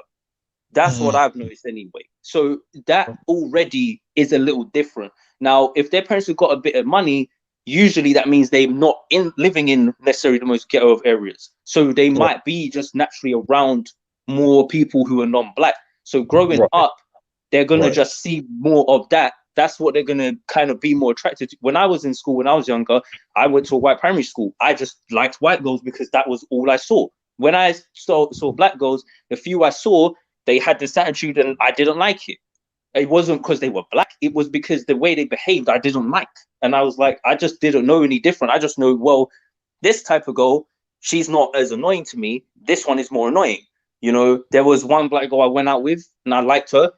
And so I didn't have no issue with skin color. But it wasn't until I got a bit older and I went into black areas and started seeing a bit more diversity of character. That's when I started seeing a difference, like of, oh, there's some black girls I do like. I still didn't like a lot of them, but there was at least some. So I knew it was possible. I think it's about exposure to things. And if you grow up in one of these areas where your parents, again, like I said, you're in a bit more of a stable background, and maybe you're not growing up in a typical black hood or something, you're not going to relate to a lot of that stuff. And as I said, that's the primary culture. So you're not even relating to the primary black culture. So immediately you don't feel like you connect with people that look like you. But and so now you're going to look at, well, I like, I don't know, let's say you like video games and you like a certain genre of video games. And you're like, oh, I like this type of genre. I like strategy games. Well, I'm going to tell you right now, a lot of black people don't like strategy games. So if you, you know what I mean? Like, so you're going to feel like, oh, well, this Asian guy, he gets it. You know what I mean? It's just things like that. And I think that does expand to the dating later on in, as well. But it's just to do with who people relate to. I don't think it's necessarily a thing where they're like, I hate black people. But I think what starts to happen is it's like a white person or any other person. They start to associate black people with a culture that they don't relate to. Right. You know? Right. Because the reason why I'm asking this is because I'm using myself as I mean, I did not grow up with black people, but I went to predominant like primary school. Secondary school, it was more multicultural. Yeah, so same. of Asian, white. No, it was mostly black, Asian, and then some whites and East European. So it was very multicultural. But I in regards to growing up with people that look like you, I mean I didn't. I grew up in a predominant white area, but when it comes to standards, right, I hold myself to the Asian standard, not even the white standard, because they even outbeat the white. So I hold myself to the same standards that the ones that are doing the best. But here's the thing, right? I found that I actually do not connect with a lot of black people like that in real life. I just, I've had that issue so many times, and I've often questioned my own blackness and identity, and why don't I relate? And like you said, because I didn't grow up with that. But at the same time, I'm trying to emulate what my Asian counterparts do. So when they rise to the top, what do? 9 out of 10 times they marry their own counterpart, and I'm trying to do that. That's why when I think on the very first live stream that me and you met, Meftos, and I think you were on that as well. Why it matters, right? I said that's why I want the black version of Kate Middleton or something like that. I was trying to, do that. Because I don't want to be like, okay, I've made it to the top 10 or 5% or whatever, and then automatically I have to swirl out, because I've often wondered, like, why is it that when we reach the top 5% or top 10%, automatically we get ourselves a white woman? And I wanted to I didn't want to be like that. I want to be like, you can still be the top 10%, but also have a black counterpart. Now I know you might say, like Ben Carson or so and so, but you have to remember back in his time, it still was socially frowned upon for the most part. But sorry, go on. You said. No, I was gonna say. Well, I think a lot of things. What you are is you're reactionary, because what it is you've seen a trend and you're like, I don't want to copy that. So this is like the benefit of us being in the younger generation, is we can see what people ahead of us have done, and if we don't like it, we can at this point decide we want to go against it. This is what we should be doing at this age. A lot of people who are forward thinking are doing this. Obviously a lot of people are idiots, but that's okay. That's just most generations. But that's what you're basically doing. You're basically just saying, I want to be the change that I want to see in the world. That's literally all it is. A lot of those people you're referring to, they didn't see it that way. Maybe when they were younger, they just barely saw a lot of black people successful, period, in this field. So they just want to get there. And if they get there, they're not thinking about, oh, I need to have a black woman or whatever, because maybe for them, seeing that growing up, like for them, maybe a black man with a white woman or whatever, that was maybe rarer than it is today. So in their mind, it was like, that is a sign of my success. Do you get what I mean? Whereas now we know at our generation, you don't have to do that. We know that now. You know what I mean? And we've seen it, and we can kind of look at it and be like, that's not necessary. But I think it's just, I think that's part of it is maybe just generations and time and what people have been exposed to an extent. Okay. Thanks. I appreciate it, because I've often wondered, why is it that I'm not like that? Because I've had people say, so why aren't you into, for example, white? When I just, I give my reasons why. Because I don't want to be the stereotype of, okay, when a black man becomes successful, automatically it's a white woman. No, I want to be the opposite and show that you can be in the top 5% and also still have the nuclear black family, which is what I aspire to have one day. So I was going to say, I do love that, because I'll be honest with you, it is extremely rare in the UK for that to take place. I mean, while I was speaking, I was just trying to do some research and look at almost who are our elites in terms of in the UK, right? Yeah. MPs. I even went to footballers, black British footballers, and the pattern is all what you were speaking about. Blonde, blue-eyed girls, right? Or just non-black women. Right. I know all these people haven't come from white backgrounds. A lot of them would have come from very low backgrounds. Yeah, very similar backgrounds. So council flats. And sometimes it's not even about that. Sometimes it's just how the mindset is. But yeah, 100%. I'm like, flipping heck. Is it always going to be like that? And this is nothing new as well. This happened way in the 70s and the 80s, and there's a lot of controversy about some of our boxers at the time, like Chris Eubank, Nigel Benn, Frank Bruno. There's a documentary on Frank Bruno about saying that he's not. He was basically called an Uncle Tom for a lot of these things, but it's just like, yeah, I hear what you're saying, and I agree with that premise that we need to see a lot of diversity and variety in just how black people think, as opposed to necessarily the industry that they're in. Because if they all think alike, the outcomes are still going to be the same. But we need some different viewpoints. We still hold on to that. Black family management. Sorry, why it matters in a myth twist, right? I've got a question for you, right? So one question, right? I was going to say this, just to cut you. I just want to end the stream by like 1 o'clock, so I kind of wrap up the next sort of 10 minutes. I don't want to go on too long, just because I just want to make sure my stream like 3 hour mark. So yeah, go ahead. Okay, my first question is, in in the black community, when it comes to our elite, would you say primarily composers of black entertainers? So, for example, the ones that are athletes or actresses or community leaders. Would you say those are our black elites? So the ones that are in the entertainment industry. Gone. Technically, they aren't, but they are. So what I mean by that is they shouldn't be. The elites shouldn't be in the entertainment field, but they are seen as that way because they're the ones that, I'll be honest with you, a lot of us look up to and want to emulate. So they would form part of how our elite system would work. So yeah. And you, Myth Twist, what's your opinion? Yeah, they pretty much are. So, okay, my second question, I don't know, maybe this might be a very classist attitude that I have. I've never, ever looked up to someone like, let's say, LeBron James or Lil Wayne or Kanye West, who, they make millions of dollars. But to me, right, even if I, eventually when I become an airline pilot and I guess I'm in the upper middle class status thing, I would look down on people like them. Even though they have millions, to me, they're just, I will see them as trash, and I still see them as trash because of their background, their mentality, and just their whole persona. The way they just act for the public view. Would you say this is that classist? Like, because to me, right, you are a class. Sorry, go on. Yeah, absolutely. That is classist. That is extremely classist. Because go on. Part of it is just a case of it's.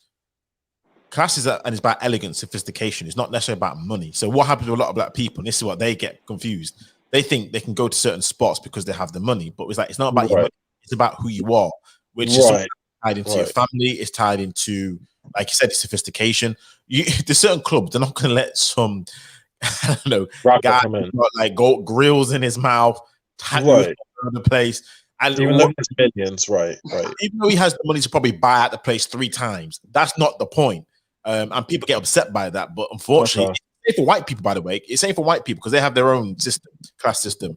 Yeah. You're gonna let some, some white trash coming into place to ruin the reputation and the sophistication of it. You know what I mean? So, Right.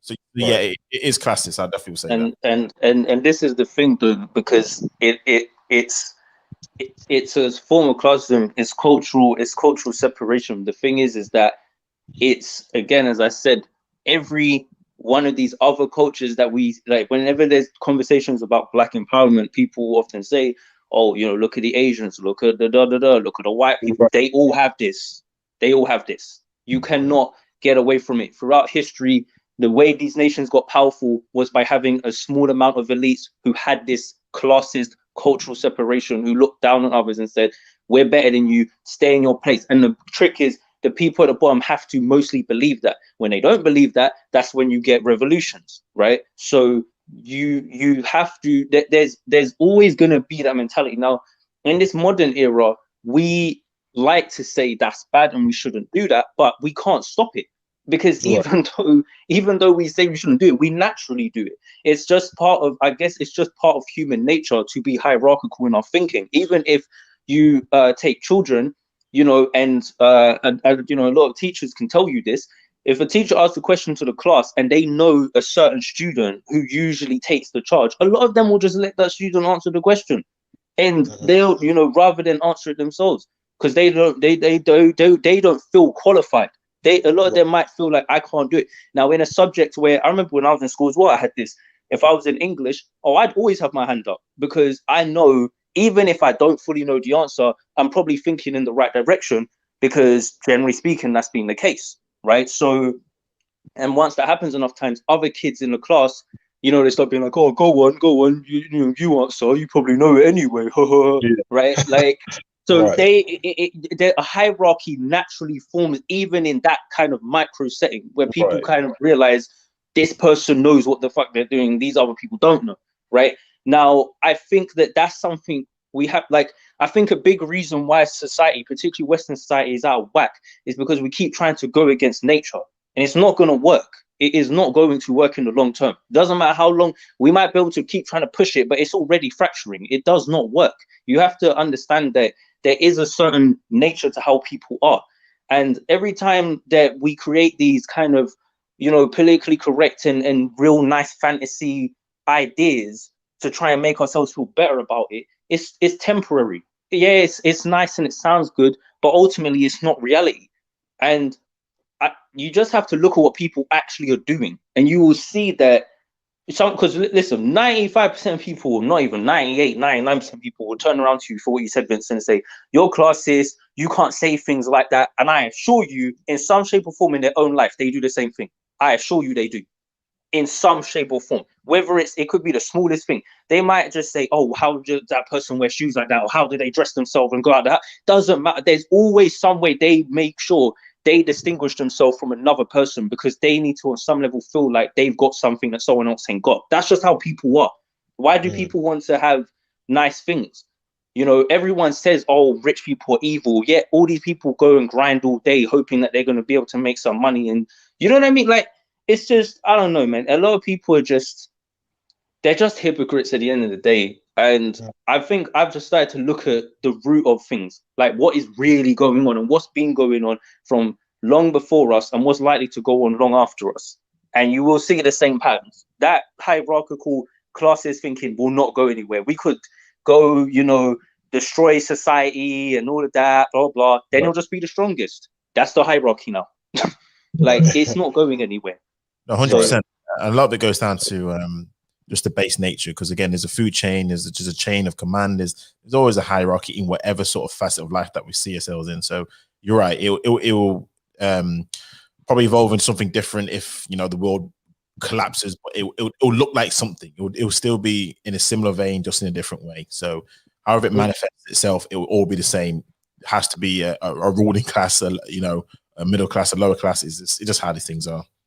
So is it bad to have that type of mindset? Because I don't know what to think. Because No, it's natural. That's Okay. It's not good, it's not bad. And that's the problem. We keep trying to categorize everything as good and evil. The only thing I Okay. would say on that, though, the only thing I would say on that though is where I say it's bad and good, and just sort of hopefully it just makes sense. It's some people are in lower classes just because they may not be smart enough to be they may only be smart enough to be, I don't know, a janitor or something. So by nature or naturally they'll be in a sort of a lower social economic group. So I think it's bad to look, as long as it's not it's about morals and crime. I agree. I think that should be frowned upon, shamed, looked down upon.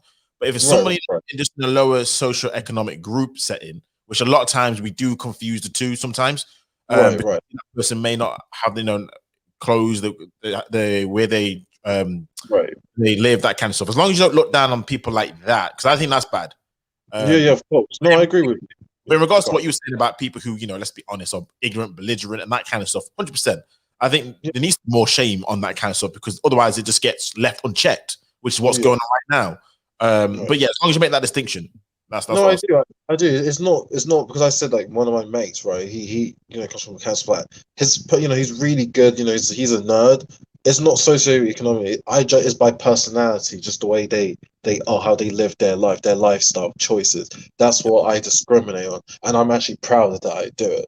Like, I would never ever mix with someone who does drugs. But again, that's like what White Man said. Even if you might meet someone who comes from money or whatever, or doesn't come from money, but they have money. But if they act a certain type of way characteristically, you're just not going to mesh with that person. You're not going to be around them. That's called having integrity. And unfortunately, too many people seem to fucking lack that. They want to just try and mold themselves to be nice with everybody. Like, no, some people just need to just duck out. And it's that simple. Like, there's a lot of times, I remember when I used to live with flatmates, and I had one flatmate, he tried talking to me. I already knew I'm not going to get on with this guy. I gave him a fair chance for a couple of days, and yeah, I realized it wasn't going to mess. So I just didn't really hang around him too much. He picked up on that, got in his feelings, felt like, oh, you're just, you don't like me. I just didn't have much to say to him. I just, like, whatever. Like, I don't care. Now, if he's got a problem with that, that's his issue. Because I could try in the past. Sometimes you do feel like you should be nice and placate to people, but you then sell yourself short to make other people happy. And these people don't really care about you. They just don't want to feel awkward. You know what I mean? Right. And it's like, who cares? People need to learn to grow up and realize the world doesn't revolve around them. We're not all going to get along. That's okay. I don't have to hate you. We're just not, you know what I mean? Like, you just have to be cordial with people, basically. I was going to say that, Mitchell, just to make sure, just sort of wrap this up as well. Just be cordial with people and try and just make sure that you don't burn any bridges unnecessarily. Yeah, I agree. Yeah, the only reason I say that is because the old adage is still true to this day and will always be true. Be careful about how you treat people when you get to the top, because you might just meet them on the way down to the bottom. And people a lot don't ever forget how. I forgot who said this. Maya Angelou said this. People will forget what you said to them. People forget what you did to them, but they'll never forget how you made them feel. So always bear that in mind with how you treat people. Because a lot of people, when they ask you, well, what did he do? Hey, and they can't really answer it to you, but they always have that feeling about, oh, you made me feel like I was small. So the only thing I would just say is make sure that you're cordial. Even if we know the personalities don't mesh, make sure you're cordial, you're cool with someone, so no one can ever say anything about that person treated me badly. We just didn't get along for, our personalities didn't clash. That's all it was. Because again, life takes some funny turns, and you never know what's going to happen, and you never know who you're going to meet on the way to the top, and most certainly on the way to the bottom. So with that being said, I just want to wrap that up right now. So I do appreciate both of you guys being on this panel for my first live stream. So I do appreciate the interactions and just the thought process. It's been really, really good. I've liked it a lot. I've enjoyed it. It's gone a lot more smoother than I thought it was going to go. So then you two just want to have some last words before I sort of close up. Vincent, any last words? Yeah, I agree with everything, about the pro-black. I guess we've all come to the agreement that I mean, socioeconomically, yes, we can agree, but politically, no, we're not. I'm sure we're all in agreement. It doesn't work out, and like I've said before, black countries, just take a look at them. It says it all. But yeah. No, awesome. Miftis? Yeah, just to quickly amend the thing I said at the end, because I completely agree with you about treating people, you know, on the way to the bottom and all that is to be appreciative of people. Because despite the things I'm saying, I have a massive amount of appreciation for people in general. So, you know, it could be anyone, even just like I said earlier, I think everything has its place and I appreciate that. But I think what I'm just more hardcore about is the idea of things being, you know, not everything can be at the top is what I'm trying to say.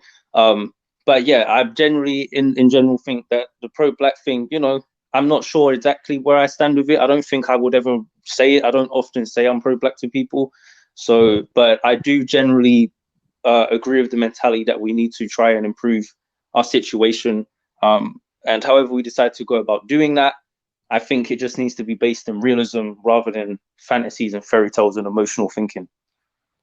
No, 100% agreed. And I do appreciate your clarification because, yeah, I understood exactly what you were saying about treating people. So I get the nuances. Other people may not if they sort of interpret it differently. But no, thank you both for your contributions. I do appreciate it. And thanks to everyone who's been listening in the background, commenting. I do appreciate it. Serena, who else has been on here? Obviously, KB Jones, appreciate it. Sorry if I missed anyone else, but I appreciate everyone who's been in the chat.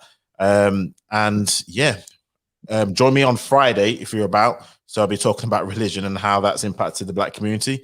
And yeah, thanks everyone, and we're out. Yep, bye-bye. Peace.